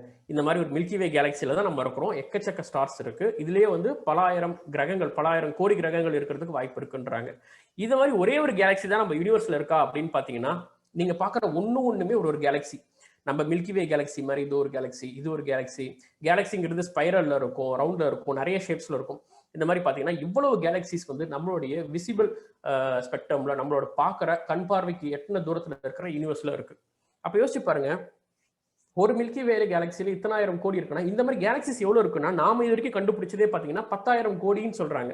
அதாவது ஒரு கேலக்சிக்குள்ள இருக்க நட்சத்திரம் 15,000 இருந்து 25,000 கோடி. இந்த மாதிரி கேலக்சிஸ் வந்து ஒரு யூனிவர்ஸ்ல நம்ம விசிபிள் பண்றதுல பாத்தீங்கன்னா கிட்டத்தட்ட 10,000 கோடி கேலக்சிஸ் இருக்கு அப்படின்னு சொல்றாங்க இது வரைக்கும் கண்டுபிடிச்சதுல. அப்ப யோசிச்சு பாருங்க வாய்ப்புகள் எவ்வளவு இருக்கு. நம்ம பூமிங்கிறது, நாம இந்த கான்டாக்ட் அப்படிங்கிற படத்தை பத்தி ஒரு வீடியோ போட்டிருப்பாங்க, அதுல சொல்ற ஒரு டயலாக் தான், இவ்வளோ பெரிய யூனிவர்ஸ்ல பூமியில மட்டும்தான் உயிர்கள் இருக்கு அப்படின்னா இவ்வளோ பெரிய இடம் வந்து வேஸ்ட் தானே, இவ்வளோ பெரிய யூனிவர்ஸ்ல இவ்வளோ இடம் வேக்கமான இந்த இடம் வந்து வேஸ்ட் தானே அப்படின்ற ஒரு லைன் வரும். ஸோ இவ்வளோ பெரிய யூனிவர்ஸ்ல நாம மட்டும் தனியா இல்லை அப்படிங்கிறதுக்கு நம்ம கொஞ்சம் உறுதியாவே சொல்லலாம். ஏன்னா வாய்ப்புகள், அவ்வளோ வாய்ப்புகள் இருக்கு. சில பேர் சொல்லுவாங்க, இதுக்கு நான் ஒரு உதாரணம் கூட சொல்லுவேன். நம்ம டைஸ் எடுத்து உருட்டுறோம்னு வச்சுக்கோங்களேன், ஒரு தாயம் விழுது, 2 விழுது, 3 விழுது, டைஸ்ல உருட்டும் போது வருதுன்னு வச்சுக்கோங்களேன். இதுல வந்து நீங்க 2 டைஸ் சேர்த்து விட்டுறீங்க, 2 டைஸ் சேர்த்து விட்டுரும் போது 2த்துலயுமே 6 சேமா விழுறதுக்கு எவ்வளவு வாய்ப்புகள் இருக்கு? ரொம்ப ரேரா தான். ஒரு 5 டைஸ் எடுத்து உருட்டுறீங்க, அப்ப வந்து எல்லாத்துலயுமே 6 விழுறதுக்கு எவ்வளவு வாய்ப்பு இருக்கு? 5ல வாய்ப்பு கம்மி தான். ஆனா யோசிச்சு பாருங்க, ஒரு லாரி நிறைய ஒரு டைஸ் எடுத்தா வந்து கீழே அப்படியே கொட்டுறீங்கன்னு வச்சுக்கோங்க. 1,00,000 டைஸ் வந்து லாரியில் எடுத்தா வந்து கொட்டுறீங்க. அதுல ஒரு 5 டைஸ் வந்து 6 சேமா இருக்கிறதுக்கு எவ்வளவு வாய்ப்புகள் இருக்கு? நிறைய இருக்கு இல்லையா? ஸோ அந்த மாதிரி தான் எவ்வளவு பெரிய கேலக்சிஸ், இதுல இவ்வளவு ஸ்டார்ஸ் இவ்வளவு இருக்கும்போது உயிர்கள் வாழறதுக்கான, கிரகங்கள் இருக்கிறதுக்கான வாய்ப்புகள் ரொம்ப ரொம்ப ரொம்ப நிறைய இருக்கு. ஸோ ஏலியன்ஸ் இல்லை அப்படின்னு நம்ம வந்து முழுசா ஒதுக்கிட முடியாது. ஏலியன்ஸ் இல்லை அப்படின்னு இருக்கிறதுக்கான வாய்ப்புகள் நிறைய இருக்கு. சரி, இப்ப ஏலியன்ஸ் அப்படின்னு சொன்னாலே எப்படி இருக்கும் அப்படின்ற ஒரு இது வரும். ஏலியன்ஸ்னா நம்ம படத்துல பாக்குற மாதிரி நிறைய இடத்துல நமக்கு என்ன மைண்ட்ல வரும்? முதல்ல ஏலியன்ஸ் எப்படி இருக்கும் அப்படின்னு பாத்தீங்கன்னா, இந்த மாதிரி ஒரு உருவத்தை காட்டுவாங்க, இதுதான் ஏலியன்ஸ் அப்படின்னு சொல்லிட்டு. இல்லை அந்த மாதிரி இல்லைன்னா இப்படி இருக்குமா, படத்தெல்லாம் பார்த்தீங்கன்னா ரொம்ப வில்லத்தனமாக வந்து சண்டை போடுற மாதிரி ஏலியன்ஸ் இப்படி இருக்குமானா அப்படியும் இருக்காது. இல்லை இந்த மாதிரி ஏதாவது மனுஷ உருவங்களே இல்லாமல் ஏதாவது ஒரு மிஷின்ஸ் மாதிரி இருக்குமானா அப்படியும் இருக்காது. உண்மையாகவே ஏலியன்ஸுங்கிறது இப்படி கூட இருக்கலாம். அதாவது இது என்னன்னா ஒரு சின்ன நுண்ணுயிராக கூட இருக்கலாம். நம்ம பூமி வந்து நான் ஒரு சில கோடி வருடங்களுக்கு முன்பு முதல்ல ஒரு உயிர் உண்டானதுன்னு சொன்னது இல்லையா, நம்ம பூமி உண்டாகி 400 கோடி வருடங்கள் ஆகுது, முதல் உயிரெல்லாம் உண்டாகுறது இல்லையா. பிறகு அப்போ வந்து ஆரம்ப நிலையில இருந்த மாதிரி ஒரு சின்ன பாக்டீரியா, ஒரு வைரஸ் மாதிரி, ஒரு சின்ன கடல் அடியில் இருக்கிற ஒரு நுண்ணுயிர் மாதிரி இந்த அளவு கூட இருக்கிறத கூட நம்ம ஏலியன்ஸ்னு சொல்லலாம். ஏலியன்ஸுங்கிறதுக்கானது வேற்று கிரகத்துல வாழ்ற ஒரு உயிர், அவ்வளவுதான். அந்த உயிர் சின்னதாகவும் இருக்கலாம், பெருசாகவும் இருக்கலாம், ரொம்ப ஆரம்ப நிலையில கூட இருக்கலாம். ஸோ இந்த மாதிரியான ஏலியன்ஸ் இருக்கிறதுக்கு தான் வாய்ப்புகள் ரொம்ப அதிகம் அப்படின்னு சொல்றாங்க. நம்மள மாதிரி பரிணமிச்சு ஃபுல் ஃபார்மா மனுஷங்களை மாதிரியோ விலங்குகள் மாதிரியோ இருக்கிறத விட இந்த மாதிரி மைக்ரோப்ஸ், அதாவது சின்ன சின்ன சிறு உயிர்களா இருக்கிறதுக்கான நுண்ணுயிர்களா இருக்கிறதுக்கான வாய்ப்புகள் வந்து அதிகம் அப்படின்னு சொல்றாங்க. அடுத்தது காமெட்ஸ். அதாவது எப்படி நம்ம பூமிக்கு முதல்ல வந்து எப்படி நீர் உண்டானது அப்படிங்கிறதுக்கான ஆய்வு தான் வந்து இந்த காமெட்ஸ்ல போய் முடியுது. அதாவது என்னன்னா, சரி இவ்வளவு பெரிய கேலக்சி, அதுல ஒரு ஸ்டாருக்கு நேரா இருக்கிற ஒரு பூமி மாதிரியான ஒரு கிரகத்துல தட்பவெப்ப நிலை கரெக்டா இருந்தது, எல்லாம் ஓகே. ஆனா முதல்ல பூமி வந்து சூரியன்ல இருந்து பிரிந்து வந்த நெருப்பு குழம்புன்னு சொல்லுவாங்க. அந்த குழம்பு ஆறுனதுக்கு பிறகு மேல வந்து சாம்பல் மாதிரியான ஒரு லேயர் உண்டாகுது. அப்படி இருக்கும்போது எப்படி நீர் வந்துச்சு அப்படின்னு பார்க்கும்போது பலகட்ட ஆய்வுகள் பண்றாங்க. அதுல ஒரு தேரி என்னன்னா, இது வந்து ஒரு ஹைப்போதிசிஸ்ன்னு சொல்லலாம். சில பேர் இதுக்கு ஆதாரங்கள் இருக்கிறதால இது வந்து தேரின்னு சொல்றாங்க. ஹைப்போதிசிஸ் வேற, தேரி அப்படிங்கிறது வேற. ஸோ அப்படி பார்க்கும்பொழுது என்ன சொல்றாங்கன்னா, காமெட், அதாவது வால் நட்சத்திரங்கள்ல இருந்து நம்ம பூமிக்கு தண்ணீர் வந்திருக்கலாம் அப்படின்னு சொல்றாங்க. இது எப்படி தேரியா மாறுது, இது எப்படி ஓரளவு ஊர்ஜிதமா சொல்றாங்க அப்படின்னா, இன்னைக்கு நம்ம வால் நட்சத்திரம் பார்க்குறோம். நீங்க உங்க வாழ்நாளே வந்து பாத்தீங்கன்னா சராசரியா வந்து பல வால் நட்சத்திரங்களை பார்த்திருப்பீங்க. பூமி உண்டாகி சில காலகட்டங்களில் பார்த்தீங்கன்னா நிறைய மோதல்களுக்கு உட்பட்டிருக்கு. நம்ம பூமியிலே வந்து நிறைய எரிக்கற்கள், இந்த மாதிரி வால் நட்சத்திரங்களுடைய மோதல்கள் அதிகமாக இருந்திருக்கு. அப்ப யோசிச்சு பாருங்க, பல கோடி வருடங்களா தொடர்ந்து மோதல்கள். அப்ப ஒரு கட்டத்துல வந்து நிறைய இந்த மாதிரியான கிறிஸ்டல்ஸ், இந்த மாதிரியான வால் நட்சத்திரங்களுடைய தொடர் தாக்குதல்ல நம்ம பூமியில வந்து நீர் உண்டாகிருக்கலாம் அப்படின்னு ஒரு தேரி இருக்கு. இதுல என்ன விஷயம்னா, வால் நட்சத்திரம் எதால உண்டானதுன்னா, இப்ப அவர் கையில் வச்சிருக்காரு இல்லையா, அது வந்து ஒரு குட்டி வால் நட்சத்திரத்துடைய ஒரு பீஸ். ஸோ இது வந்து கேஸ், அதாவது அது மேலே வந்து ஒரு கேஸஸ்லாம் வந்து ஒரு ஐஸ் கியூப் மாதிரி வந்து மூடப்பட்டிருக்கும். நீங்கள் வால் நட்சத்திரத்தில் பின்னாடி வால் மாதிரி பார்க்கறதே வந்து அந்த கேஸஸ் வந்து சூரியன் இருக்குன்னா சூரியன் நோக்கி வரும்போது சூரியனுக்கு ஆப்போசிட் சைடில் தான் அந்த வால் இருக்கும். ஏன்னா சூரியன் மேலே பட்டு அந்த கேஸஸ், அந்த ஐஸ்லாம் வந்து கரைஞ்சி அது நமக்கு ஒரு வால் மாதிரி தோற்றம் கொடுக்கும். அது பூமியிலே இருக்கிறதால எப்படி வண்டி போகும்போது பின்னாடி புகை வருதோ, இந்த வால் நட்சத்திரத்துல இருக்கிற அந்த கேசஸ் அப்புறம் மேல இருக்க ஐசஸ் எல்லாம் வந்து எரிஞ்சு அப்படியே நமக்கு ஒரு வால் மாதிரியான ஒரு தோற்றத்தை கொடுக்கும். அதுதான் அந்த வால் நட்சத்திரம். ஸோ இது வந்து பல ஆயிரம் ஆண்டுகளா, பல கோடி வருடங்களா நம்ம பூமியில் மேல அப்பப்ப மூழ்கும் பொழுது வந்து முதல்ல சிறிய அளவுல வந்து நீர் உண்டாகி இருக்கலாம் கிறிஸ்டல்ஸால அப்படின்னு சொல்றாங்க. சிறிய அளவுல இருந்து பிறகு தொடர்ந்து இந்த ஆக்சிஜன் ஃபார்மேஷன், அப்புறம் இந்த கிளவுட்ஸ், இதுக்கப்புறம் தொடர் மழை இப்படின்னு சொல்லிட்டு நம்ம பூமிக்கு நீர் அதிகமாக உண்டாகிறதுக்கு மூல காரணம் இந்த மாதிரி காமெட் இருக்கலாம் அப்படின்னு ஒரு இதுல சொல்றாங்க. இதை நிரூபிக்கிற வகையில பாத்தீங்கன்னா, வெஸ்டர்ன் ஆஸ்திரேலியால வந்து நிறைய இடத்துல ஆராய்ச்சி நடந்திருக்கு. அதுல வெஸ்டர்ன் ஆஸ்திரேலியால வந்து ஒரு பாறைகளை போய் ஆராய்ச்சி பண்ணும்போது என்ன கிடைக்குதுன்னா, நமக்கு ரேரான ஒரு கிறிஸ்டல் கிடைக்குது. இந்த கிறிஸ்டல்ஸ் வந்து பாத்தீங்கன்னா நம்மளுடைய பூமியை சார்ந்ததே இல்லை அப்படின்றாங்க. இன்னும் சொல்ல போனா நம்ம இதை சார்ந்ததே கிடையாது அப்படின்னு சொல்றாங்க. நம்ம சோலார் சிஸ்டத்தை சார்ந்ததே கிடையாது. இன்டர்ஸ்டெல்லர் ஸ்பேஸ்ல இருந்தோ இல்லை இந்த மாதிரி வந்து வேற ஒரு இடத்துல இருந்து தான் இந்த மாதிரியான கிறிஸ்டல்ஸ் வரும். இது வந்து ஒரு மைக்ரோஸ்கோப்ல வச்சு பார்த்துருக்கிற ஒரு பீஸ் இது. ஸோ இப்போ இதை வச்சுதான் என்ன சொல்றாங்கன்னா, ஓகே இந்த மாதிரி கிறிஸ்டல்ஸ் வந்து இது வந்து அடுத்தது நீர் மூலக்கூறுகளுக்கு தொடர்புடையதா இருக்கு அப்படின்னு சொல்லிட்டு இந்த மாதிரி ஆராய்ச்சியெல்லாம் சொல்றாங்க. அப்ப முதல்ல பூமிக்கு எப்படி நீர் வந்தது அப்படிங்கிறதுக்கு நிறைய இதுல தெரியல. பார்த்தீங்கன்னா இது ஓரளவு நெருக்கமானதா இருக்கு. நிறைய காமெட்ஸ் வந்து மூழ்கிருக்கு, அதுக்கான கற்களுடைய ஆதாரங்கள் கிடைக்குது. அதுல இருந்து நிறைய பாறைகள் வந்து கிறிஸ்டல்ஸ் நிறைய இடத்துல உடைச்சி கற்களை பார்க்கும்போது இந்த மாதிரி ரேரா பூமிக்கு சம்பந்தம் இல்லாத கிறிஸ்டல்ஸ் வச்சு பார்க்கும்போது எப்படி நீர் உண்டாகி இருக்கும் அப்படின்னு சொல்லிட்டு ஒரு தேரி சொல்றாங்க. இதை வந்து அடுத்தது வந்து பாத்தீங்கன்னா, இவர் பேர் வந்து ஸ்டான்லி மில்லர் அப்படின்னு சொல்லுவாங்க. 1950s வந்து வாழ்ந்தவர். இவருக்கு போறதுக்கு முன்னாடி வந்து இந்த கல் வந்தது, அதாவது சோலார் சிஸ்டம் நம்ம பூமி உண்டாகி நீர் வந்துருச்சுன்னு வச்சுக்கோங்க. நீர் வந்து உண்டாகிருச்சு, ஒரு டீன் வந்துருச்சு. இப்ப நீர் வந்ததுல இருந்து நாம முதல்ல எப்படி ஒரு உயிர் உண்டாகிருக்கும், ஃபர்ஸ்ட் ஒரு உயிர் எப்படி முதல்ல உண்டாயிருக்கும், நான் லிவிங் ஆப்ஜெக்ட்ல இருந்து ஒரு லிவிங் ஆப்ஜெக்ட், உயிரற்ற பொருள்ல இருந்து ஒரு உயிர் உள்ள பொருள் உண்டாகிறதுக்கு ஒரு காரணம் வேணும் இல்லையா. ஸோ அது எப்படி உண்டாகிருக்கும் அப்படிங்கிற ஆராய்ச்சியை தான் வந்து இவர் பண்றாரு. ஸ்டான்லி மில்லர் என்ன பண்றாருன்னா, 1950s வந்து ரொம்ப தீவிரமான ஆராய்ச்சியில வந்து அந்த டைம்ல 400 கோடி வருடங்களுக்கு முன்பு வந்து பூமி உண்டானது இல்லையா, 400 கோடி வருடங்களுக்கு முன்பு எப்படி நீர் உண்டாகி எப்படி வந்து இந்த உயிரினங்கள் உண்டாகிருக்குன்ற ஆராய்ச்சியில் அவர் முதல்ல ஃபைன் பண்ணி எல்லாருமே சொல்ற விஷயம் என்னன்னா நீர்ல தான், தண்ணிக்குள்ள தான் முதல்ல ஒரு உயிர் உண்டாகிருக்கும். ஏன்னா நீர் அப்படிங்கிறது ஒரு உயிருக்கான ஒரு பேஸ் சோர்ஸ்.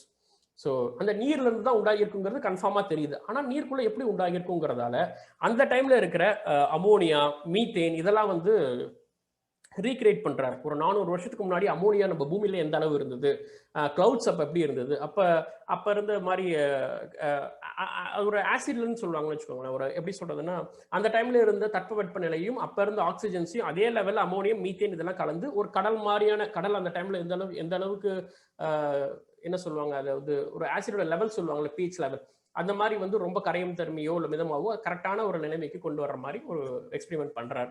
இந்த எக்ஸ்பெரிமெண்ட் பண்ணிட்டு கிட்டத்தட்ட பல மாதங்கள் வச்சிருக்கிறாரு. உள்ள உயிர் உண்டாகும், உயிர் உண்டாகும் அப்படின்னு பாக்குறாரு.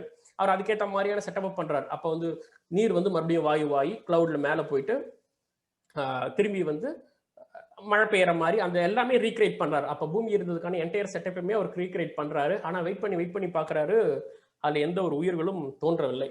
ஸோ அவர் ஒரு கட்டத்தில் யோசிச்சிட்டே இருக்காரு, ஏதோ ஒன்று மிஸ் ஆகுது, அதனால தான் அது கிரியேட் ஆகல, அப்போ இருந்து எல்லாத்தையுமே கிரியேட் பண்ணிட்டோம், ஏதோ ஒன்று மிஸ் ஆகுது அப்படின்னு சொல்லிட்டு யோசிக்கிறார். ஸோ அப்போதான் அவருக்கு தோணுச்சு இடி, மழை, மின்னல், ஸோ இதெல்லாம் வந்து மிஸ் பண்றோம் அப்படின்னு சொல்லிட்டு ஒரு இடி ரீக்ரியேட் பண்றதுக்காக என்ன பண்றாரு, ஒரு கரண்ட் ஸ்பார்க் எடுத்துட்டு வந்து தண்ணியில அந்த கரைசல் வச்சிருக்காரு இல்லையா, பூமி மாதிரி ஒன்று ரீக்ரியேட் பண்ணி வச்சிருக்காரு இல்லையா, அந்த அமினோவும் மீத்தேன்லாம், அதுல வந்து என்ன பண்றாரு, ஸ்பார்க் வந்து பண்றாரு. ஸ்பார்க் இது இருக்கு இல்லையா, நீங்க பாக்குறீங்க இல்லையா, இதுதான் வந்து ஒரு கரண்ட் ஸ்பார்க். இது வந்து 2 வயர் மேல இருந்து 2 கம்பி வரும், நடுவில் வந்து பாத்தீங்கன்னா இந்த பிங்க் கலர்ல இருக்கு, அதுதான் வந்து பர்பிள் கலர்ல இருக்கிறது ஸ்பார்க். ஸோ அதுல வந்து ஸ்பார்க் கண்டினியூஸா விட்டுட்டே இருக்காரு. ஒரு 3 days இந்த எக்ஸ்பெரிமெண்ட்ல ஸ்பார்க் பண்ணிட்டே இருக்கிறாரு. ஒரு 3 days கழிச்சு பாத்தீங்கன்னா அந்த தண்ணி வந்து லிக்விட் வந்து அமினோ ஆசிடா மாறி இருக்கு, பிங்க் கலர்ல மாறி இருக்கு. எப்படி பிங்க் கலர்ல மாறிச்சுன்னா ஒரு அமினோ ஆசிட் வந்து உண்டாகி இருக்கு. அப்பதான் அவருக்கு புரியுது, ஓகே இந்த ஸ்பார்க் அப்படிங்கிறது அந்த காலத்துல அப்ப கடல்ல வந்து நிறைய இடி இடிச்சிருக்கிறதாலையும் அந்த ஸ்பார்க்ஸ் வந்து என்ன ஆயிருக்குன்னா தண்ணீர்ல வந்து வாட்டர் மாலிக்யூல்ல வந்து பட்டுட்டு வாட்டர் மாலிக்யூல வந்து ஸ்பிளிட் பண்ணிருக்கு. ஆக்சுவலா ஒரு கேஸோ ஒரு இந்த மாதிரி இடி வந்து என்ன ஆகுதுன்னா நார்மலான ஒரு மாலிகூல்ஸ் ஹெவியா பிரேக் பண்றதுக்கு ஒரு ஃபோர்ஸ் தேவைப்பட்டிருக்கு. அந்த இடி மின்னலால என்ன ஆயிருக்குன்னா மாலிகூல்ஸ் பிரேக் ஆயிட்டு வந்து கெமிக்கல் ரியாக்ஷன்ஸ் வந்து நடக்க ஆரம்பிச்சிருக்கு அப்படின்னு சொல்றாரு. அதனாலதான் பிங்க் கலர் ஆயிருக்கு. ஸோ அப்படி அமினோ ஆசிட்ஸ் உண்டாயிடுச்சு அப்படின்னாலே உயிர் உண்டாகிறதுக்கான சாத்தியங்கள் அங்கே நிறைய உண்டாயிடுது. ஏன்னா அமினோ ஆசிட்ஸ்ல பார்த்தீங்கன்னா அது ஏன் பிங்க் கலர் ஆகுதுன்னா அதுல வந்து ஒரு புரோட்டீன் கிரியேட் ஆகுது. ஆக்சுவலா இந்த எக்ஸ்பெரிமெண்ட்ல பார்த்தீங்கன்னா ஒரு குட்டியா ஒரே ஒரு மாலிகூல் புரோட்டீன் கிரியேட் ஆகுது. உங்களுக்கே தெரியும், இன்னைக்கு நம்ம உடம்புல இருக்கிற திசுக்கள், சதைகள், பார்ட்ஸ், இந்த எலும்பு எல்லாமே வந்து புரோட்டீன்ஸால் ஆனது தான் இல்லையா, இந்த சதைகள் எல்லாமே. ஸோ அப்படி முதல்ல ஒரு நான் லிவிங்ல இருந்து ஒரு லிவிங் புரோட்டீன் ஒரு செல் உருவாகிறதுக்கு காரணமான அந்த எக்ஸ்பெரிமெண்ட் வந்து ஒரு சக்சஸ்ஃபுல்லா பண்ணி முடிச்சுட்டார். ஸோ அப்பதான் வந்து ஒரு நான் லிவிங்ல இருந்து ஒரு லிவிங் திங் எப்படி ஒரு புரோட்டீன் உண்டாச்சு அப்படிங்கிறதுக்கான ஒரு எக்ஸ்பெரிமெண்ட் முடிவுக்கிறது. ஓரளவுக்கு இது இப்போ வரைக்கும் ஏற்றுக்கொள்ளப்பட்ட தேரியா இது வந்து மாறி இருக்கு. ஸோ ஸ்டான்லி மில்லருடைய இந்த எக்ஸ்பெரிமெண்ட்ஸ் வந்து நான் லிவிங்ல இருந்து எப்படி ஒரு பூமியில உயிர் உண்டானது அப்படிங்கறத விளக்குது. இதை பத்தி நீங்க யூடியூப்ல நான் வீடியோல சொல்லியிருக்கேன், நீங்க கூட நிறைய இடத்துல இதை பத்தி தேடி படிக்கலாம். ஸோ இது பார்த்தீங்கன்னா இப்போ ஓவராலாக வந்து உங்களுக்கு வந்து ஒரு ஐடியா கிடைச்சிருக்கும். ஒரு கேலக்சில இருந்து நம்ம நீங்க இதுக்கப்புறம் தெரிஞ்சுக்க வேண்டியது என்னன்னா, நீங்க போய் பார்க்க வேண்டியது என்னன்னா, முதல்ல நம்ம நிறைய பேருக்கு தெரியாதது என்னன்னா, நான் ஒரு கடைசி ஒரு 3 வீடியோக்கு முன்னாடி போட்டிருந்தேன். போயிட்டு நிறைய பேர்கிட்ட இந்த பூமியுடைய வயசு என்ன அப்படின்னு சொல்லி கேட்டேன். கிட்டத்தட்ட நம்ப மாட்டீங்க, 90% ஆஃப் பீப்புளுக்கு வந்து நம்ம பூமியோட ஏஜ் என்ன அப்படின்னு தெரியல. நம்ம பூமி உண்டாகி எவ்வளவு வருடங்கள் ஆகுது அப்படின்னு தெரியல. யோசிச்சு பாருங்க, நம்ம ஒரு வீட்டுக்கு போனாலோ இல்லை எங்க ஒரு இடத்துக்கு போனாலும் இந்த வீடோட வயசு என்ன, நம்ம பர்சனோட வயசு என்னன்னு தெரியும். ஆனா நம்ம வாழ்ற இந்த பூமியோட வயசு என்ன, எவ்வளவு நாள் ஆயிருக்கு அப்படிங்கிறத பத்தி நம்ம தெரிஞ்சுக்காம இருக்கிறோம். அப்ப பேசிக் கியூரியாசிட்டி நம்ம என்ன ஏற்படுத்துறோம்னா, நீங்க இருக்கிற இந்த பூமி உண்டாகி எவ்வளவு வருஷம் இருக்கும் அப்ராக்சிமேட்டா, அதுக்கு முன்னாடி இந்த சூரியன் உண்டாகி எவ்வளவு வருஷம் இருக்கும், இந்த கேலக்சி உண்டாகி எவ்வளவு வருஷம் இருக்கும். நான் அந்த big boss to big bang அப்படின்னு ஒரு வீடியோ ஒரு 4 வீடியோக்கு முன்னாடி போட்டிருக்கேன். அதில் பார்த்தீங்கன்னா அது எல்லாத்தையுமே சொல்லியிருக்கேன். காஸ்மிக் கேலண்டர் அப்படிங்கிற ஒரு கான்செப்ட்ல சொல்லியிருக்கேன். ஸோ இந்த மாதிரி அதை நீங்க தெரிஞ்சுக்கலாம். அப்ப என்னன்னா பேசிக் கியூரியாசிட்டி இருந்தா போதும். நம்ம வந்து ஒரு விஷயத்தை தெரிஞ்சுக்கணும், நாம வாழ்ற இந்த இப்படி இடத்துல எப்படியா அப்படிங்கிற கியூரியாசிட்டியை நம்ம உண்டாக்கிட்டோம் அப்படின்னாலே பீப்புளுக்கு வந்து அதை பத்தி தானா அவங்க தேடி போய் படிக்க ஆரம்பிச்சிருவாங்க. அப்படிதான் என்னுடைய வீடியோஸ்ல வந்து பாத்தீங்கன்னா இந்த மாதிரி சின்ன சின்ன விஷயங்கள் நிறைய சாதாரண விஷயம் தான், ஆனா அதை பத்தி நாலேஜ் இருக்காது. அதை நம்ம எளிமையா சொல்லும் பொழுது அதை பார்த்துட்டு அடுத்தடுத்த வீடியோல வருவாங்க, நம்ம அதை பத்தி அடுத்த டீட்டெயிலாக சொல்லுவோம். ஸோ இந்த ஒரு சின்ன விஷயம் தான். இதுல வந்து கண்டிப்பா இதுல ஒரு 4 விஷயம் சொல்லியிருக்கேன்னா அதுல அட்லீஸ்ட் வந்து இந்த சைட்ல அட்லீஸ்ட் ஒரு 2 விஷயமாவது உங்களுக்கு புதுசா இருந்திருக்கும் அப்படின்னு நான் நம்புறேன். ஸோ இதுக்கப்புறம் இதுல இருந்து இது சம்பந்தமாவோ ஏதாவது கேள்விகள் இருந்தா கேட்கலாம். நான் ரொம்ப சயின்டிஃபிக்கா ஃபார்முலாவா எக்ஸ்பெரிமெண்டா என்னால சொல்ல முடியலன்னா அப்புறம் என்னால் தெரிஞ்சதை சொல்றேன். அப்படி இல்லைன்னா நீங்க நான் ஸ்கிரீன்ல காமிச்ச மிஸ்டர் ஜிகே தமிழ் அப்படிங்கிற ஜிமெயிலுக்கு நீங்கள் மெயில் பண்ணால் கூட நான் உங்களுக்கு ஒரு எக்வரிஸ் வந்து ரெஸ்பான்ஸ் பண்ணுவேன். நன்றி.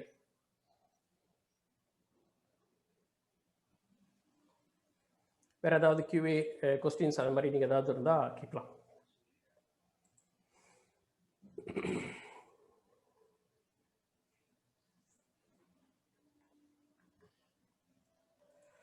Can you explain your info on E equal to mc squared and Vedic maths? Okay, E equal to mc squared பற்றி நான் ஏற்கனவே வந்து ஒரு வீடியோவில் போட்டிருக்கேன். அது கிட்டத்தட்ட 8 லட்சம் வியூ போயிருக்கு அப்படின்னு நினைக்கிறேன். நான் E equal to mc squared அந்த மாதிரி எளிமையாக நம்மளால் சொல்ல முடியுமா அப்படின்னு ஒரு முயற்சி பண்ணி நான் அதை சொன்னேன். அதில் பார்த்தீங்கன்னா ஈங்கிறது எனர்ஜி, இந்த எம்சி ஸ்கொயர்ட் அப்படிங்கிறது இந்த மாஸ், அப்புறம் இந்த சிங்கிறது வந்து ஒளியுடைய வேகத்தை குறிக்கிறது. அதை வந்து ஸ்கொயர்ட் போகிறதுக்கு என்ன ரீசன் அப்படிங்கிறத பற்றி டீட்டெயிலாக போட்டிருப்பேன். நம்ம இந்த ஷார்ட் டைமில் வந்து அது பெருசாக எக்ஸ்பிளைன் பண்ண முடியாது.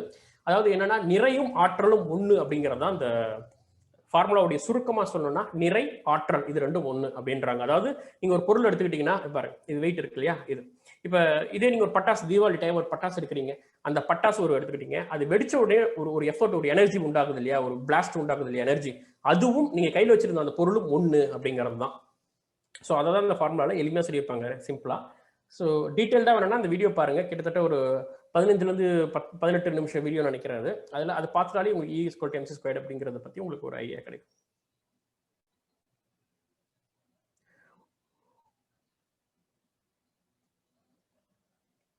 Okay, can we see aliens?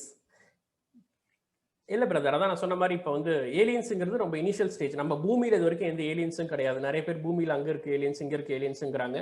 நம்ம ரொம்ப அட்வான்ஸான ரேடார்ஸ் யூஸ் பண்ணுறோம். நிறைய வந்து நம்ம பூமியை கண்காணிக்கிறதுக்கான சேட்டலைட்ஸ் நம்மகிட்ட இருக்குது. நம்ம பூமிக்குள்ளே எந்த ஒரு அந்த மாதிரியான ஏலியன்ஸ் இது கிடையாது. பூமியை தாண்டி நியர்பை சிக்னல்ஸ் வந்ததா 1-2 இருக்குது. பட் நிறைய காரணங்கள் இருக்குது. உதாரணத்துக்கு சமீபமாக போன வருஷம் கூட ஒரு சிக்னல் வந்துச்சு. அது என்னன்னா, தூரத்தில் இருக்கிற இப்போ நம்மகிட்ட இருக்கிற அட்வான்ஸான டெலஸ்கோப்ஸ் இருக்கு இல்லையா, அந்த மாதிரி டெலஸ்கோப்ஸ்லாம் என்ன பண்ணுவோம்னா ஆடியோ வேவ் ஃபார்மில் கன்வெர்ட், நாட் ஓன்லி விஷுவல் மட்டும் கிடையாது, ஆடியோ ஃபார்மில் வேவ் ஃபார்மில் சிக்னல்ஸை ரிசீவ் பண்ணும். அப்போ என்னன்னா, எங்கேயோ உண்டாகிற பிளாக் ஹோல் 2 கொலாஜ் ஆகுதுன்னா அந்த டைமில் உண்டாகிற ஒரு அதிர்வாக இருக்கலாம், வேவ்ஸாக இருக்கலாம். அப்படி இல்லைன்னா எங்கேயாவது 2 நட்சத்திரங்கள் மோதிக்கிறது, கேலக்சியோட ஒன்றா வருது, இந்த மாதிரி நிறைய இயற்கையில் நார்மலான ஒரு ஃபினாமினா நடக்கும். ஸோ அதோட இது நமக்கு கேட்கும்போது, நமக்கு தெரியாத ஒன்று கேட்கும்போது ஏலியன்ஸ் அப்படின்னு நம்ம நினச்சிக்கிறோம். ஸோ அதெல்லாம் டீட்டெயிலாக அனலைஸ் பண்ணால் அப்படி எதுவும் கிடையாது. உண்மையாகவே ஏலியன்ஸ் அப்படின்னு ஒன்று இருந்தால் நம்ம பூமிக்கு வந்து சேர்றதுக்கு இன்னும் பல ஆயிரம் வருடங்கள் ஆகும் அப்படின்னு சொல்கிறாங்க. நாம் அதை கம்யூனிகேட் பண்ணோம்னா, நாம் கிரியேட் பண்ணுற ஒரு மெசேஜ் அவங்கள போய் சேர்றதுக்கும் பல ஆயிரம் வருடங்கள் ஆகும். So it takes some time. How was earthquake formed? எர்த்குவேக்குங்கிறது ஒன்றும் கிடையாது. பூமிக்கு மேலே நிறைய அடுக்குகளால் ஆனது. ஓடாக இருக்குன்னு வச்சுக்கோங்க. தேங்காய் மூடி இருக்குன்னு வச்சுக்கோங்களேன். தேங்காய் மூடிக்குள்ளே பார்த்தீங்கன்னா வெள்ளை உள்ள தேங்காய் இருக்கும், மேலே ஓடுகள் இருக்கு இல்லையா, அந்த ஓடு கிராக்காய் இருந்தால் அப்படி இருக்கும். ஒரே ஓடாக இருக்குது தேங்காயில். அது கிராக்காய் இருந்தால் நம்ம பூமியில் அப்படி தான் இருக்குது. பட் ஆனால் எல்லாமே ஈக்குவலாக இல்லை. ஒரு ஓடு கீழே இருக்குது, ஒன்று மேலே இருக்குது, அப்படி எல்லாம் சேர்ந்து அப்படி பேசஞ்ச மாதிரி தான் நம்ம பூமி. அதில் ஒவ்வொரு ஓடும் உள்ள பார்த்தீங்கன்னா பூமிக்கு உள்ளே ஏற்படுற மாற்றத்தால் உள்ள ஹீட் ஆகுது. அப்படிங்கிற போது அந்த ப்ராசஸால் மேலே குழம்பு மாதிரி இருக்கும், நெருப்பு குழம்பு எல்லாம். அப்போ அதில் வந்து வாயுக்குள்ள ஏற்படுற மாற்றத்தால் அந்த ஓடுகள் லைட்டாக நகரும். அப்போ ரொம்ப அவ்வளோ ஃபாஸ்ட்டாலாம் நடக்காது, ரொம்ப மைல்டாக நடக்கிற மாற்றத்தால் வந்து பூகம்பங்கள் ஏற்படுது. What is black hole? Black ஹோலுங்கிறது ஒரு பெரிய கான்செப்டுங்க. அது பேஸ்ட் ஆன் கிராவிட்டி, ஒரு சிங்குலாரிட்டி ஒன்னால கிராவிட்டியால் இழுக்கப்படுற ஒரு பொருள், அதிக நிறை கொண்ட ஒரு பொருள். எல்லாத்தையும் இழுக்கிறோம், வெளிச்சத்தையும் சேர்த்து இழுக்கிறதால அது நமக்கு பிளாக்காக ஒன்றுமே தெரியல அப்படிங்கிறது தான் பிளாக் ஹோல் சுருக்கம்.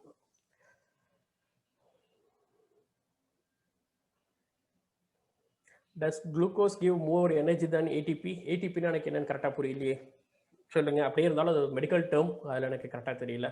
Please explain about the why is Mars still inhabitable? இல்லைங்க, அப்படிலாம் அதில் சொல்லலை, இன்ஹாபிட்டபிள்லாம் சொல்லலை. அதுக்கான வேலைகள் நடந்துகிட்டு இருக்கு. இப்போ தான் ஆரம்ப ஸ்டேஜில் இருக்கும். அதாவது சயின்ஸ், மாடர்ன் சயின்ஸை பொறுத்த வரைக்கும் ஒரு குழந்தைங்க இப்போ தாங்க பிறந்திருக்கு. ஒரு 60-70 வருஷம் சொல்லலாம் மாடர்ன் சயின்ஸ் பிறந்து. ஆனால் மனிதர்கள் உண்டாகி 2 லட்சம் வருஷம் ஆகுது. யோசிச்சு பாருங்க, 2 லட்சம் வருஷத்துக்கு முன்னாடி இருந்த மனுஷன் ஒரு 80 வருஷமாக தான் மாடர்ன் சயின்ஸில் இருக்கான், ராக்கெட்லாம் விட ஆரம்பிச்சிருக்கான்னா. இப்போ தான் இன்றைக்கி தான் நம்ம பிறந்திருக்கோம். இதுக்கப்புறம் தான் அந்த குழந்தை வளர்ந்து சயின்ஸ் இன்னும் அடுத்து ஒரு 500 வருடங்கள் போனால் தான் நீங்கள் கேட்குற எல்லா கேள்விக்கும் நமக்கு பதில் தெரியும். ஸோ அதுக்கான வேலையை தான் நம்ம இப்போலேருந்தே ஆரம்பிச்சாகணும். மார்ஸில் நிறைய வாய்ப்புகள் இருக்குன்னு சொல்கிறாங்க. அது சம்மந்தமான ஆராய்ச்சிகள்லாம் வந்து ஸ்பேஸ் எக்ஸ் அது இது நடந்துட்டு இருக்கு. ஸோ கூடிய விரைவில் நமக்கு தெரியலாம். ஓகே, பர்முடா ட்ரையாங்கிள் பற்றி நான் பிஹைண்ட் உட்ஸில் வந்து ஒரு வீடியோவில் பேசியிருக்கேன். நான் பர்முடா ட்ரையாங்கிள் வந்து ஒரு மித் ஆக்சுவலாக. இன்றைக்கி பர்முடா ட்ரையாங்கிளில் வந்து கப்பல்கள் போயிட்டுருக்கு, அது மேலே விமானங்கள் அதிகமாக பறந்துட்டு இருக்கு, பெரும் விபத்துகள்லாம் ஏற்படுறதா சொல்கிறாங்க. அது வந்து கணக்கெடுத்து பார்க்கும்போது இயற்கையாகவே கடல் போக்குவரத்துலையும் விமானத்திலையும் ஏற்படுற விமான விபத்துகளுடைய ஆவரேஜான எண்ணிக்கை தான். அதாவது ஒரு ரோட்ல நடக்கிற ஆக்சிடென்ட்டோட கம்மி தான் அப்படிங்கிறாங்க. அதனால அதெல்லாம் வந்து நிறைய மித்து. என்னோட நண்பர் இன்னும் இந்த கப்பல்ல பயணம் பண்ணிட்டு தான் இருக்காரு. பர்முடாவை தாண்டி போயிட்டு தான் வந்துட்டு இருக்காரு. அங்கேயே சின்ன சின்ன குட்டி தீவுகள் இருக்கு. அங்க மருந்துகள் போகணும், பல பொருட்கள் சரக்குகள் இதெல்லாம் போகணும். ஸோ அதனால மித்து அது. உண்மையாவே பர்முடா பக்கத்துல நிறைய குட்டி குட்டி தீவுகள் இருக்கு, கப்பல்கள்லாம் போய் வந்துட்டு தான் இருக்கு. Why does my car gives a electric shock? அது நார்மல் தாங்க. காரை விட்டு இறங்கினே ஃபாஸ்ட்டாக போகிறதால ரோட்டில் உங்களுக்கு எலக்ட்ரிக் சார்ஜ் உண்டாகும். இறங்கினோடனே டோரை தொடாதீங்க. இறங்கினோடனே உங்கள் காரோடைய பாடி பார்ட்டை தொட்டுட்டு காலை கீழே வைங்க. ஸோ தட் அது வந்து எர்த்து கூட கனெக்ட் ஆகிறதால உங்களுக்கு சர்க்யூட் முடியும். ஸோ தட் உங்களுக்கு ஷாக் அடிக்காது. இது ஒரு பேசிக் தான். நிறைய இடத்துல அந்த மாதிரி நம்ம ரொம்ப லாங்காக ட்ரைவ் பண்ணுவோம், பூமிக்கிட்ட டச்சே இல்லாத போது டக்குன்னு நீங்கள் கால் எடுத்து வண்டி நிப்பாட்டிட்டு கீழே இறங்கும் போது காரில் உண்டான அந்த பாசிட்டிவ் நிறைய சார்ஜ் வந்து நீங்கள் டக்குன்னு டோரை தொடும்போது ஒரு ஷாக் ஃபீல் கிடைக்கும். ஸோ டக்குன்னு கிரவுண்டில் காலை வச்சுட்டு காரோடைய சென்டர் பார்ட்டில் கை வைங்க, ஏதோ ஒரு கார்னரில் கை வைக்காம. ஸோ தட் அந்த ஷாக் நீங்கள் ஃபீல் பண்ண மாட்டீங்க. ஓகே, நிறைய கொஸ்டின்ஸ் வந்துகிட்டே இருக்கு. Why Mars is called the red planet? ஒன்றும் இல்லைங்க, அதோடைய சுற்றி இருக்கிற அட்மாஸ்பியர் தான் காரணம். அடர்த்தியான மேகங்கள் வந்து சூரியனை அப்படியே வெளியிடுறதால அது ரெட்டாக நமக்கு தோற்றம் கொடுக்குது, வேற ஒன்றும் இல்லை. What if earth gravitational force fail? அப்படிலாம் ஃபெயில் ஆகாது டக்குன்னு. அப்படியே ஆனாலும் வந்து மெல்ல மெல்ல தான் நடக்கும். சடனாக ஒரே நாளில் டக்குன்னு அப்படி ஆகிடாது. அப்படி ஆகிட்டா நிறைய ப்ராப்ளம்ஸ் இருக்குது, பட் வாய்ப்புகள் அதுக்கெல்லாம் ரொம்ப கம்மி. இன்னும் சொல்ல போனால் கிராவிடேஷனல் வந்து ஒரு ஃபோர்ஸே இல்லை அப்படின்றாங்க. ஐன்ஸ்டீனோட ரிலேட்டிவிட்டி தியரி படி பார்த்தீங்கன்னா நம்ம வந்து ஒரு கர்வேச்சரில் இருக்கும், ஸ்பேஸ் டைம் கர்வேச்சரில் இருக்கும்போது கிராவிட்டி அப்படிங்கிறது அந்த மாஸ், அதோடைய மாஸ் நிறையால தான் இருக்குது அப்படின்றாங்க. ஸோ தட் நம்ம அப்படி ஒரு ஃபோர்ஸாக டக்குன்னு கனெக்ட் பண்ண முடியாது. நம்ம பூமியோட நிறை இருக்க வரைக்கும் அந்த கிராவிட்டிங்கிறது இருக்க தான் செய்யும். How is the Mariana trenches deeper? பூமியோடைய நார்மலாக கிடையாது. பூமி வந்து அழகாக ஒரு கோலம் மாதிரி ஒரு ஷேப் கிடையாது. அங்கங்கே மேடுகள் பள்ளங்கள் இருக்கிறது. அதில் பூமியோட ரொம்ப டீப்பான கடல் பகுதினா அது மரியானா ட்ரென்ச் அப்படின்னு சொல்லுவாங்க.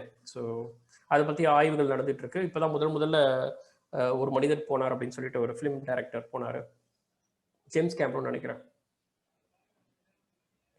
Please explain about the observatory located on the earth surface to observe planets movements. நிறைய அப்சர்வேட்டரி இருக்குங்க, வேர்ல்டுலேயே பெரிய அப்சர்வேட்டரி இருக்கு. நான் வீடியோவில் போட்டிருக்கேன் நிறையா, நீங்கள் பார்த்தா தெரியும். நிறைய அப்சர்வேட்டரி இருக்கு. யூஎஸ்ல இருக்கு, யூகே, நம்ம இந்தியாவில் நிறைய அப்சர்வேட்டரி சின்ன சின்ன இடத்துல இருந்து பெருசாக இருக்கு. ஒன்று ஒரு பர்பஸ் இருக்கு, எதுக்காக அந்த அப்சர்வேட்டரி வச்சிருக்காங்கன்னு ஒரு person. It's time machine possible? அதான் எங்கே அந்த கேள்வி வரல அப்படின்னு நினச்சேன் நான். டைம் மிஷின் வந்து இப்போதைக்கு பாசிபிள் இல்லைங்க. ஹியூமனுடைய இப்போ at least for next 100 to 20 years 100 to 200 years வந்து பாசிபிள் கிடையாது. ஏன்னா லைட்டோட ஸ்பீடில் போனால் மட்டும்தான் டைம் ட்ராவல் பண்ண முடியும். யோசிச்சு பாருங்க, லைட் இப்படி டார்ச் அடிக்கிறீங்க, வானத்தில் இப்படி போகுது, இங்கேருந்து அந்த ஸ்பீடில் மனுஷன் போக முடியுமா? நம்ம வந்து ஒரு சுருங்கி இவ்வளோ சைஸ்க்கு மனுஷன் ஆக்கினா கூட ஒரு லைட்டோட ஸ்பீடெல்லாம் போக முடியாது.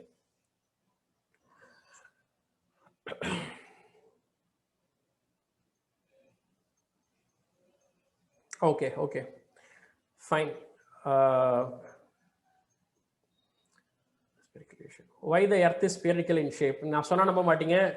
எர்த் ஏன் ஸ்பெரிக்கலாக இருக்குது, நம்ம கேலக்சிஸ் ஏன் வந்து ஸ்பைரலாக தட்டையாக இருக்குன்னுலாம் ஒரு வீடியோ கிளியராகவே போட்டிருக்கேன்.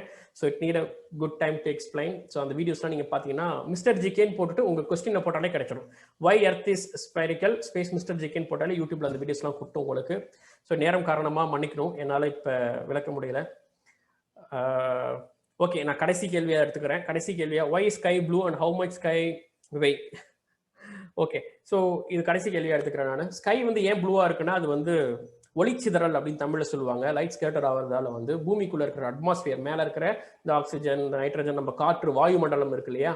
ஸோ இதில் வந்து சூரிய ஒளி உள்ளே வரும்போது அது ஒரு ஹெவியான ஒரு அடர்த்தியான ஒரு லேயர். அந்த லேயரில் ஒளிப்படும் பொழுது அதில் நமக்கு ப்ளூ கலர் தான் நம்ம கண்ணை வந்து சேரும். அதனால தான் நீங்கள் இதே ஸ்பேஸ்க்கு போய் பண்ணுறீங்கன்னு வச்சுக்கோங்க. இப்போ மூணில் இருந்து பார்க்குறாங்க அப்படின்னா மூணில் பார்த்தீங்கன்னா உங்களுக்கு அட்மாஸ்பியர் கிடையாது, அதனால அங்கே வந்து ஸ்கை ப்ளூவாக தெரியாது. நீங்கள் வேணால் மூன் லேண்டிங் ஃபோட்டோவில் பாருங்கள். அப்படி இல்லைன்னா வேற ஒரு இடத்துல இருந்து போய் கொஞ்சம் ஸ்பேஸ்க்கு மேலே இருந்து பார்த்தீங்கன்னாலும் ஸ்கை வந்து ப்ளூவாலாம் தெரியாது, டார்க்காக தான் இருக்கும், பிளாக்காக தான் இருக்கும். ஒன்லி நம்ம அட்மாஸ்பியருக்குள்ளே இருக்கிறதால மேலே இருக்க கேஸஸால நமக்கு லைட் வந்து ஒளிச்சிதறல் அடைஞ்சு நமக்கு ப்ளூவாக தெரியும். ஸோ இதெல்லாம் நிறைய பேசிக்ஸ். இப்போ நீங்கள் நிறைய விஷயங்கள் நீங்கள் கேட்குறது எல்லாமே what mixture, rainbow, mythical animal, இது எல்லாமே பேசிக்காக கூகுள் பண்ணாலே கிடைக்கும். அதான் நமக்கு பிரச்சனை, நம்ம யாரும் தேடுறது இல்லை. ரெயின்போ பற்றியோ இந்த மாதிரி கேட்ட எல்லா விஷயமே ஜஸ்ட் கூகுள் பண்ணாலே ஒரு வேர்டில் கிடைச்சிடும். பட் கியூரியாசிட்டியில் நம்ம போய் அதை பார்த்துக்கிட்டு அது எதுக்கு தெரிஞ்சுக்கிட்டு அப்படின்றது இருக்கும். ஸோ நிறையா கியூரியாசிட்டியோடு இருங்க, நிறைய விஷயங்களை தெரிஞ்சுக்கோங்க. இந்த வாய்ப்பை ஏற்படுத்தி கொடுத்த TEF குவைத் நண்பர்களுக்கும் எல்லோருக்கும் நன்றி. Thank you mister GK. பூஜ்ஜியத்திலேருந்து ஆகாய முறை வந்து நம்ம தமிழர்கள் செஞ்சிருக்க சாதனைகள் வந்து நிறைய. நம்மளே வந்து ஒரு நாலேஜ் எம்பவர்டு பீப்புள் தான். நிறைய நீங்க சொன்ன மாதிரி நிறைய சின்ன சின்ன விஷயங்கள், நிறைய அறிவியல் விஷயங்கள் வந்து நமக்குள்ளேயும் இருக்கு. தெரிஞ்சுக்க விரும்புறவங்க நீங்க சொன்ன மாதிரி கூகுளே தெரிஞ்சுக்கலாம். அதே மாதிரி உங்க வீடியோஸ் நாங்க நிறைய பார்த்துருக்கோம். குவாண்டம் சயின்ஸ்ல இருந்து அந்த நீங்க பண்ற அந்த பிசஸ் எல்லாம் வந்து அமேசிங். இந்த பிரபஞ்சம் அப்படிங்கிறது வந்து இது ஒரு ஒரு மிகப்பெரிய ஒரு விஷயம், நம்ம கற்பனைக்கு அப்பாற்பட்ட ஒரு விஷயம். இந்த பிரபஞ்சத்தை பத்தி நிறைய பேர் வந்து அவங்களுடைய தாட்ஸ் ஷேர்ஸை வந்து யூடியூப்ல ஷேர் பண்ணியிருக்காங்க. ஸோ நம்மளோட பார்ட்டிசிபென்ட்ஸ் எல்லாருமே வந்து கூகுள் பண்ணி அதை தெரிஞ்சுக்காங்க. ஃபர்தரா வந்து பிரபஞ்சத்தை பத்தி தெரியணும் அப்படின்னாலும் அதுக்கு உண்டான வழிகளும் நோட்ஸுகளும் உங்களுக்கு வந்து எப்படி பண்றதுன்னு நான் ஃபர்தரா சொல்றோம். Thanks once again mister GK for your excellent these things and their time. Thank you all. Thanks TEF team. Thank you.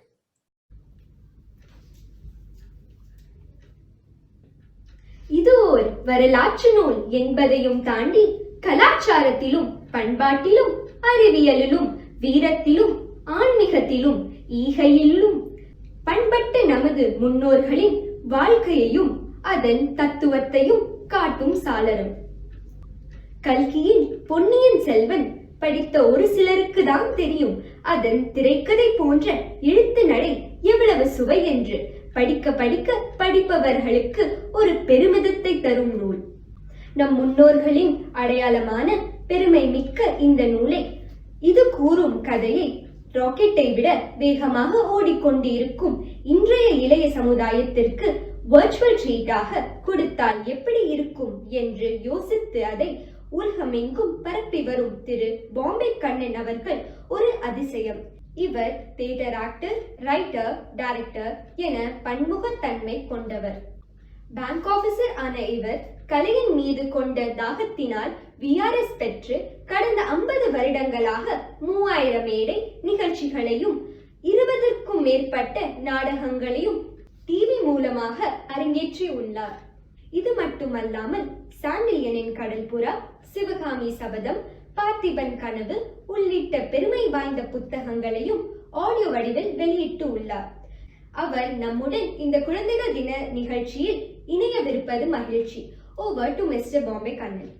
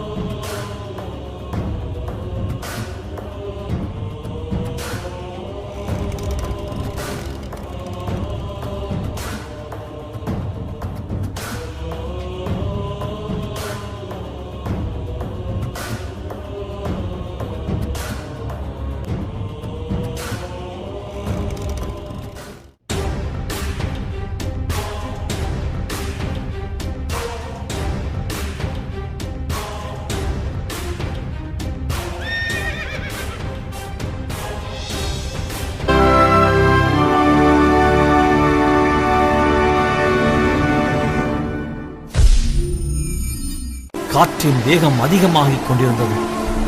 அலை கடலின் கொந்தளிப்பு மிகுதியாகிக் கொண்டிருந்தது. கப்பலின் பாய்மரங்கள் பேய் பிசாசுகளைப் போல பயங்கரமான சத்தமிட்டுக் கொண்டு ஆடின. இருள் மேலும் மேலும் கரியதாகிக் கொண்டு வந்தது. இருட்டை விட கரியதான இருட்டு எப்படி இருக்க முடியும்? அப்படியும் இருக்க முடியும் என்று தோன்றியது. திடீரென்று வானத்திலே ஒரு மின்னல் தோன்றி ஒரு மூலையிலிருந்து மறு மூலை வரை பாய்ந்தது.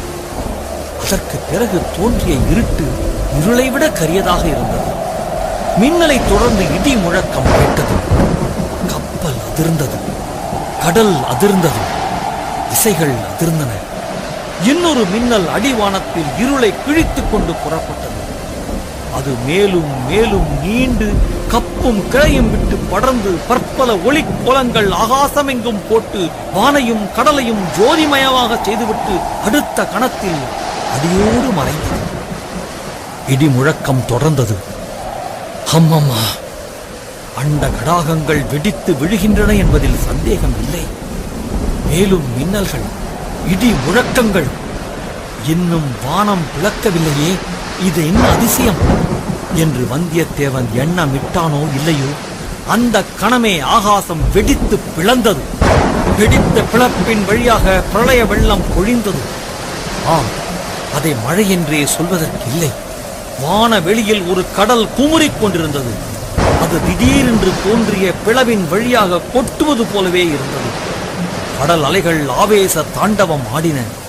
மின்னல் வெளிச்சத்தில் கண்ணு கெட்டிய தூரம் ஆடும் மலை சிகரங்கள் காட்சியளித்தன. காற்றின் கொம்மாளம் உச்சத்தை அடைந்தது. ஆடும் மலை சிகரங்களை அப்படியே பெயர்த்து எடுத்து வாயு பகவான் வானவெளியில் சிதறி எரிந்து விளையாடினான்.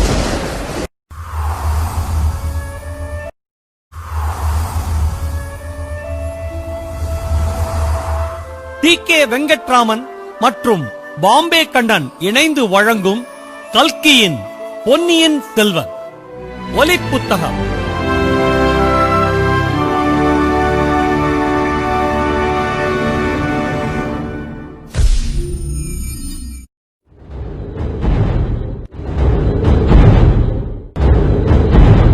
காத தூரத்துக்கு காத தூரம் ரணகளம் பரவியிருந்தது.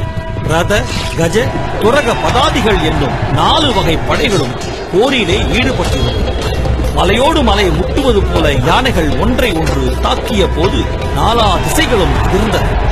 புயலோடு புயல் மோதுவது போல குதிரைகள் ஒன்றின் மீது ஒன்று பாய்ந்த போது குதிரை வீரர்களின் கையில் இருந்த வேல்கள் மின் வெட்டுக்களைப் போல பிரகாசித்தன. ரதத்தோடு ரதம் மோதி சுக்குநூறாகி திசையெல்லாம் பறந்தன. காலால் வீரர்களின் வாள்களோடு வாள்களும் வேல்களோடு வேல்களும் உராய்ந்த போது எழுந்த ஜங்கார ஒலிகளினால் திக்கு திகாந்தங்கள் எல்லாம் நடுநடுக்கின.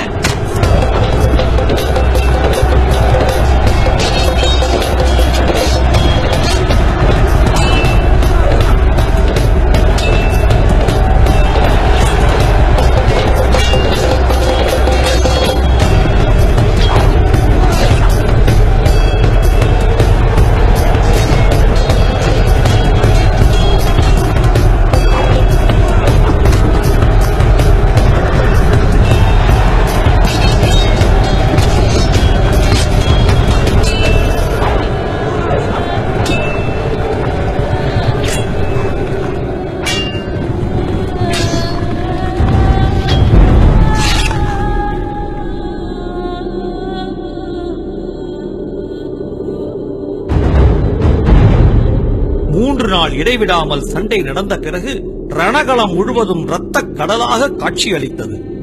அந்த கடலிலே செத்த யானைகளும் குதிரைகளும் திட்டு திட்டாக கிடந்தன.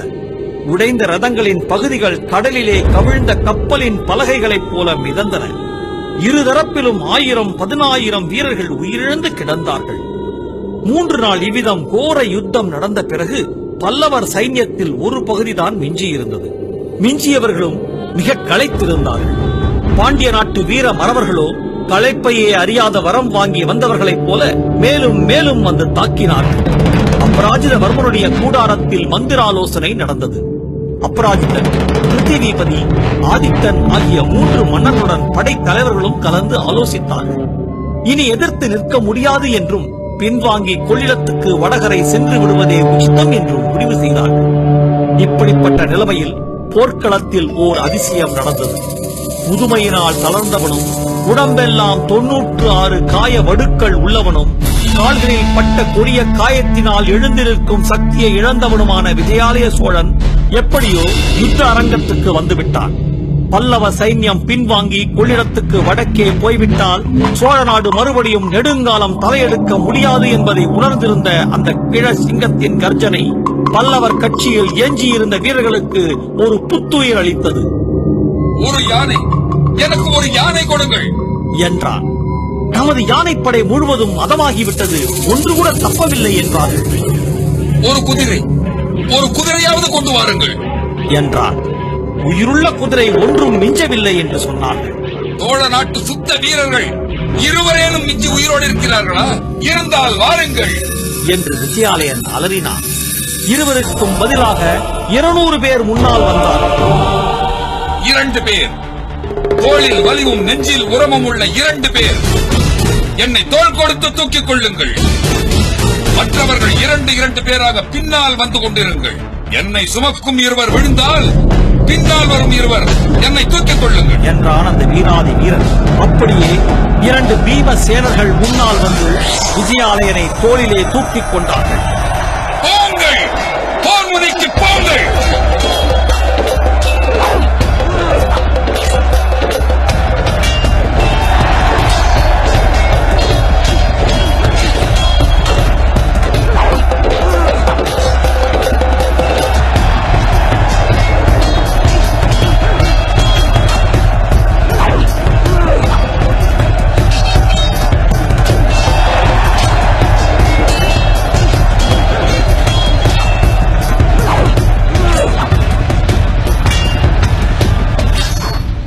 போர்க்களத்தில் ஓரிடத்தில் இன்னமும் சண்டை நடந்து கொண்டிருந்தது.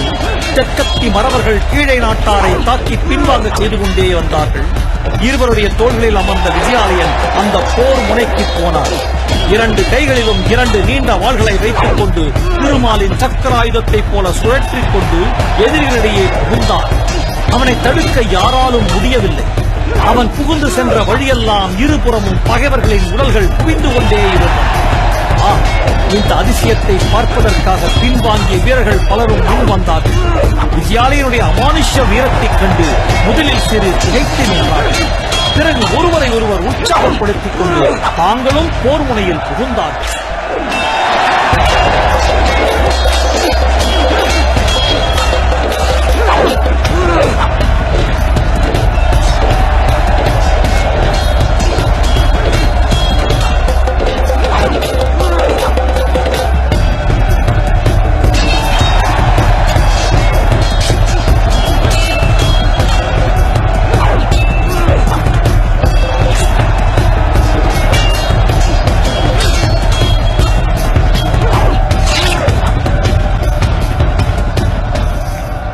அவ்வளவுதான்.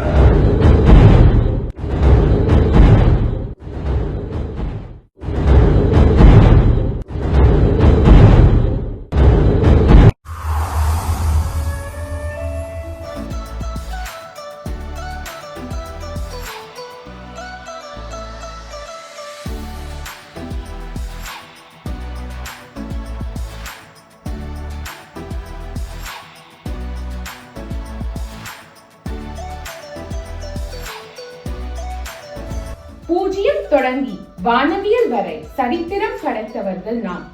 ககனமுட்டை கீழ்ந்து கீழும் மேலும் என்று உலகம் உருண்டை என்று அன்றே கம்பன் கூறிவிட்டார். அணுவை பிளந்து என்ற பாடலின் மூலம் அணுவை பிளக்கலாம் என்ற அறிவியலை அன்றே அவ்வை பாட்டி கூறிவிட்டு சென்றுள்ளார். இன்றைய நவீன உலகத்திலும் கூகுள் தொடங்கி விண்வெளி ஆராய்ச்சி வரை தமிழர்களின் பங்கு அளப்பரியது. அந்த வகையில் டெஃப் குடும்பத்தில் நமது குழந்தைகள் STEM science, technology, engineering and mathematics இல் பற்பல சாதனைகள் புரிந்து வருகிறார்கள். அவர்களின் எக்ஸ்பெரிமெண்ட்ஸ் அண்ட் டிஸ்பிளேஸ் சில உங்கள் பார்வைக்கு. Hi, this is Revanth and you all know that we are in a very critical situation, which is the COVID-19 situation. Especially in this COVID-19 situation, touching a person or touching an object is very dangerous to us. But anyway, there are many reasons to touch an object. For example, to turn on a fan or to turn on your light, you have to touch a switch. It may be in your office or it may be in your school. You have to touch a switch. But for this, I have made a project which is known as the automation project, and in this project I have used 3 types of sensors. They are the IR sensor, PIR sensor and the LDR sensors. With the help of these 3 sensors, you no need to touch the switchboard itself. Let me explain you how. So for the first, I have used a PIR sensor, which is called the passive infrared sensor. which is used to measure infrared light produced by the object. What I have done here is I have given the coding like while the infrared light is radiating more, the light should turn on and turn off when there is no infrared light. This is very effective for step lights, straight lights and many other purposes. If a person comes near to a street light, it produces more IR light by which the light can sense and turn on and turn off when there is no IR light.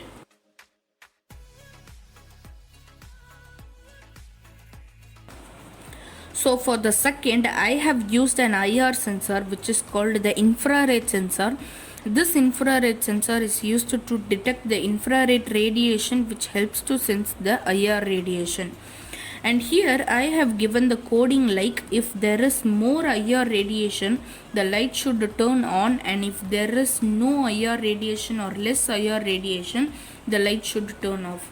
This is also very effective for the street lights and step lights.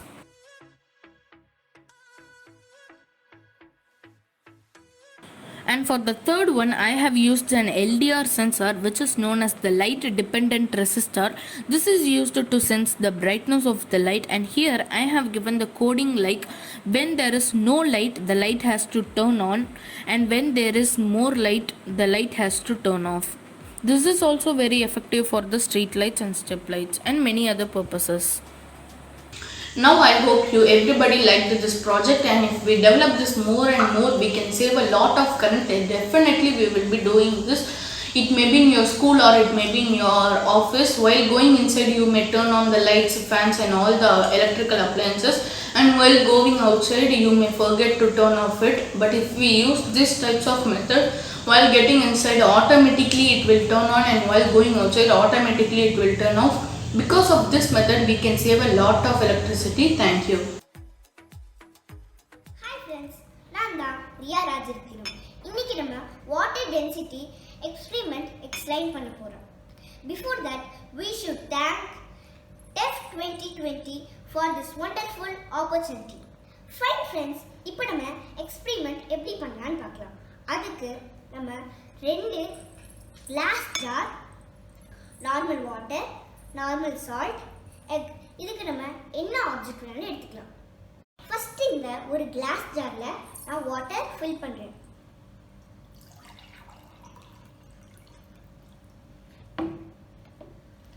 இப்போ நான் இந்த எக்கை இதுக்குள்ள போடுறேன்.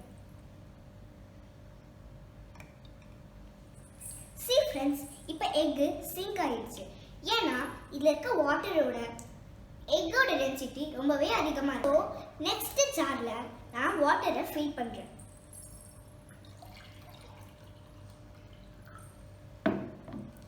இப்போ நான் அதுல salts add பண்றேன்.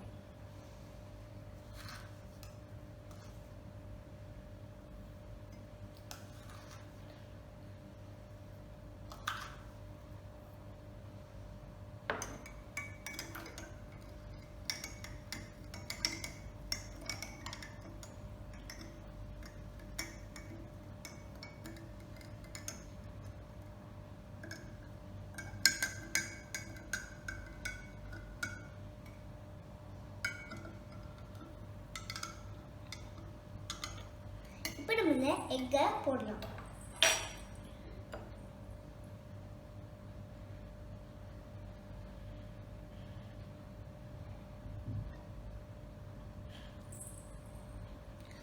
See friends, இப்போ இந்த எக் ஃப்ளோட் ஆகுது. இதுல இருக்க ரீசன் என்னன்னா எக்கை விட சால்ட் வாட்டரோட டென்சிட்டி ரொம்பவே அதிகமா இருக்கு. So finding of the experiment என்னன்னா நார்மல் வாட்டரை விட சால்ட் வாட்டரோட டென்சிட்டி எக்கை விட ரொம்பவே அதிகமாக இருக்குது. ஸோ இந்த ஆப்ஜெக்ட் சிங்க் ஆகுது, இந்த ஆப்ஜெக்ட் ஃப்ளோட் ஆகுது. Thank you. Good morning everyone. I am Vishahan from 7th standard. I am Jayashiloka Chandra from 7th standard. Today we are going to be making a simple tea bag rocket. The materials needed for a simple tea bag rocket is a tea bag, a scissor, a plate, then a matchbox. Now we are going to open the tea bag cover, take the tea bag out, then we need to take the scissors and cut this top part off. Then then the powder inside it, we are not going to be needing the powder. So the paper, this is going to be the rocket. Then we need to carefully place it down and make it stand like this. Now we light it on fire.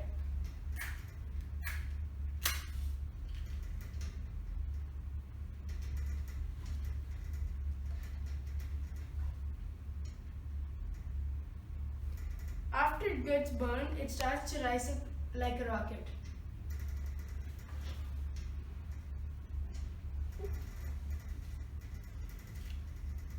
This happens due to the tea bag is lighter than the surrounding air.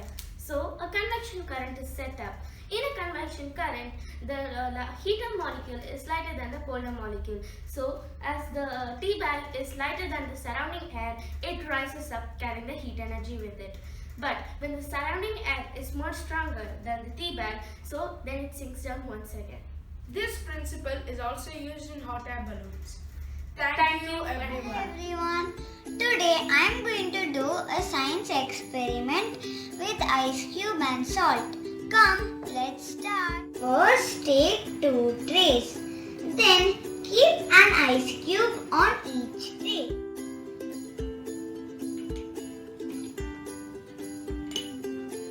Then add a little bit of salt in the first tray.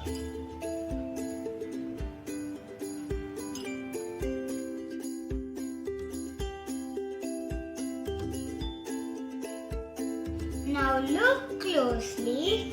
The ice cube which we added salt has melted faster, whereas the ice cube which we didn't add salt is still melting slowly.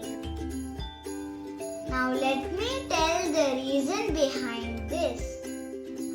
The freezing point of the normal ice cube is 0 degrees Celsius.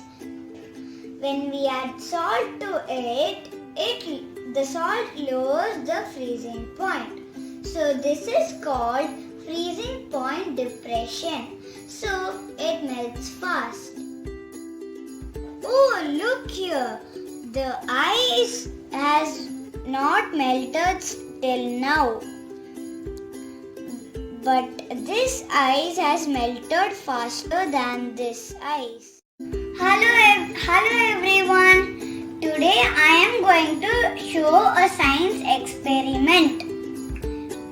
First take 2 cups of normal water.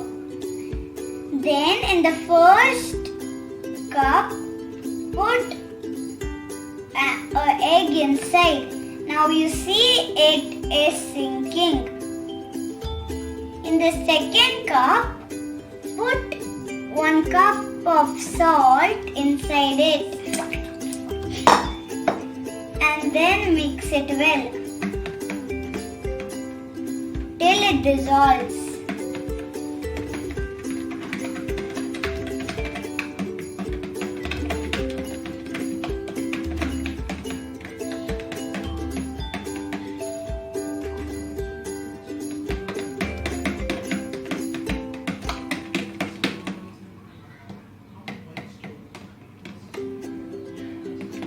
After it is done, after you mix it well, put the water inside. Now you see it floats. Now I'll tell you why this egg sinks and this egg floats. The density of this normal water is lesser than the egg. The density of this salt water is greater than the egg. Good evening to everyone. Hope you are all good and safe in this COVID-19 situation. Today I am going to talking about how I save water. Water is the most important source for survival of all living beings. Saving water is the main responsibility in our daily life. There are a lot of ways to save water. First, I start in home. In home, I close the tap, use only as much water as I need. Then, turn on the tap while washing my hands and brushing my teeth. If there is any water leakage,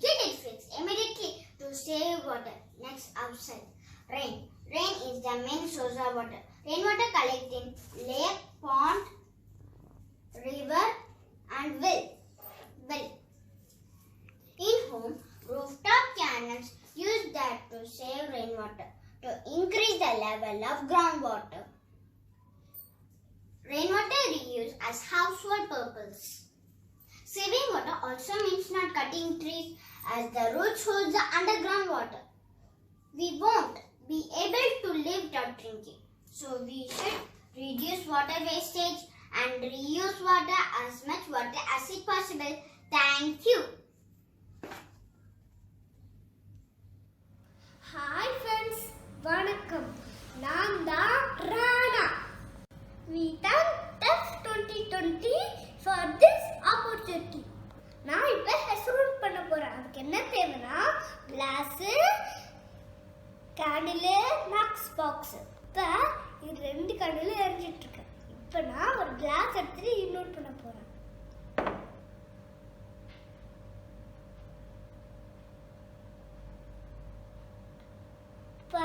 of ஆச்சு. ஆனால் இது எரிஞ்சிட்டே இருக்கு. So என்ன ரீசன்னா இதுக்குள்ள இருக்க oxygen முடிஞ்சிருச்சு. அதுக்கு அப்படியே இது ஆஃப்ல இருக்கு. ஆனால் இதுக்கு ஆக்சிஜன் வந்துக்கிட்டே இருக்கு. அதுக்காகனா இது வந்து ஆன் ஆயிருக்கு. எக்ஸ்பெரிமெண்ட்ல என்ன தெரியுதுன்னா எப்பவுமே ஃபயருக்கு ஆக்சிஜன் தேவை. My name is Vikashni. I'm from 4F. Today I'm gonna do soluble and insoluble substances. So the required items are 3 glasses of water, salt, pepper and sugar. So I'm gonna add a spoonful of salt to the first glass. And I'm gonna mix it.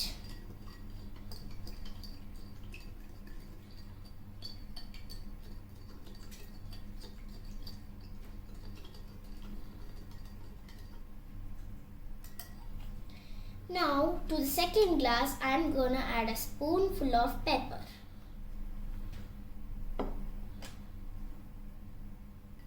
Now I'm gonna mix.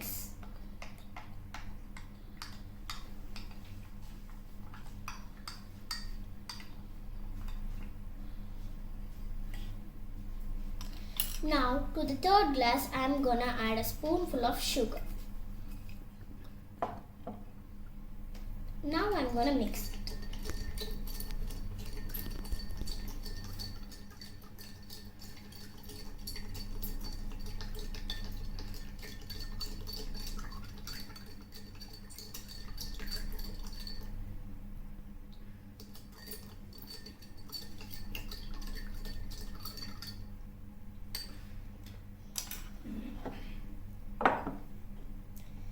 You will not be able to see the salt in the first glass because the salt has completely dissolved into the water.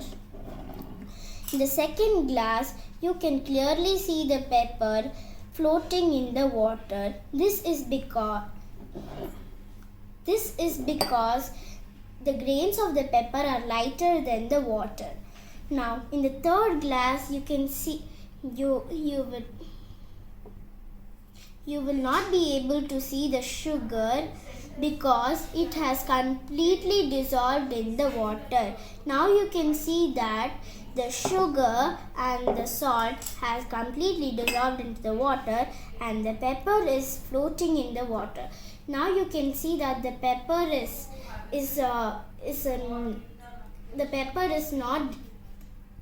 does not dissolve in water and it's a non-dissolving substance. Thank you. Good day everyone. Hope everyone is staying safe and healthy. At first, we would like to thank the TEF committee for organizing the STEM virtual competition during this pandemic. I am Satya Pranav from class 10, FAPES DPS. I am Aditya Bhaskaran, studying in class 10, FAPES DPS. Our project is a research project and the title of our project is Eco-Friendly Bioplastics Made from Fruits and Vegetable Waste. Now what is a bioplastic? Bioplastics are biodegradable plastics made from completely renewable raw materials.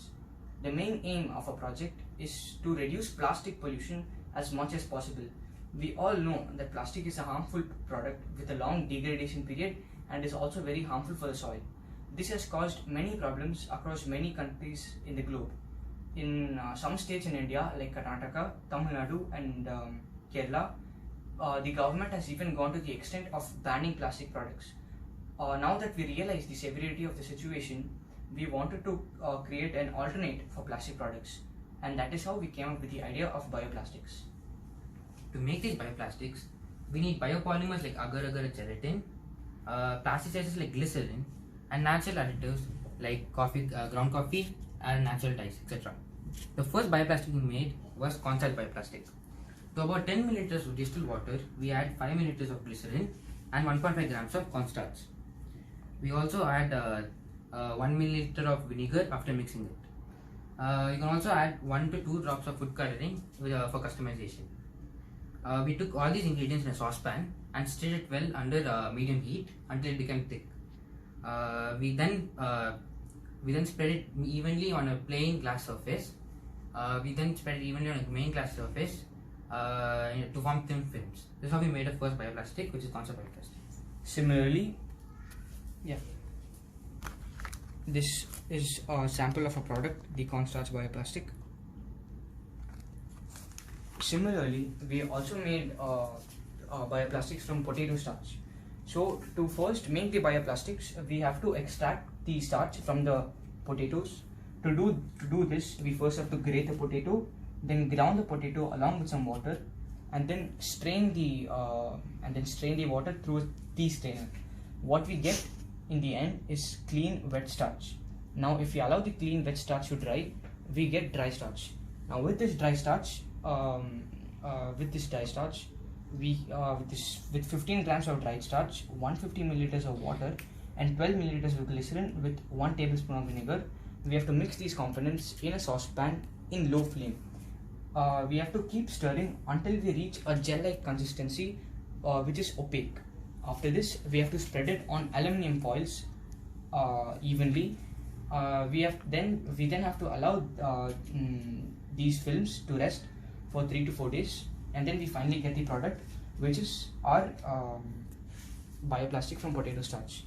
Here you can see the bioplastic. It is flexible and also is very strong.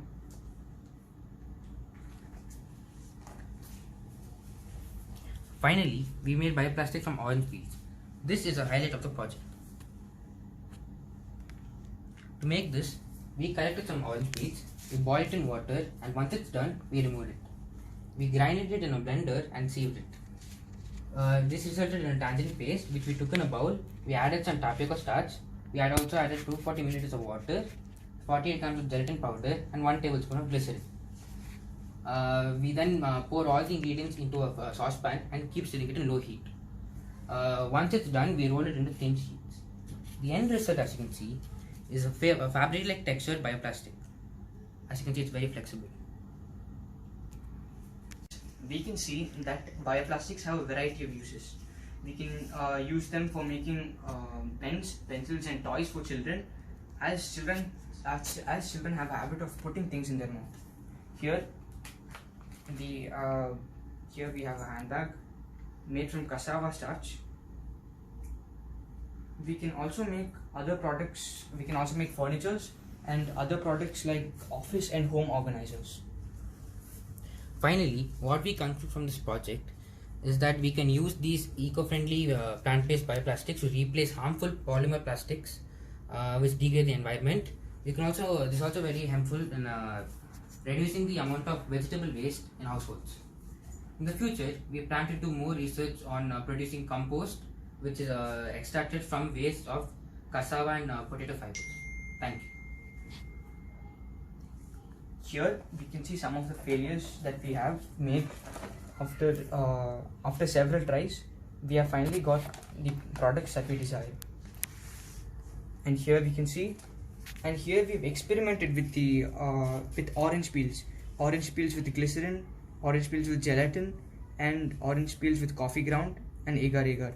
With this, mixing different ingredients with the starch and the other components, we can obtain the desired kind of plastic that we want.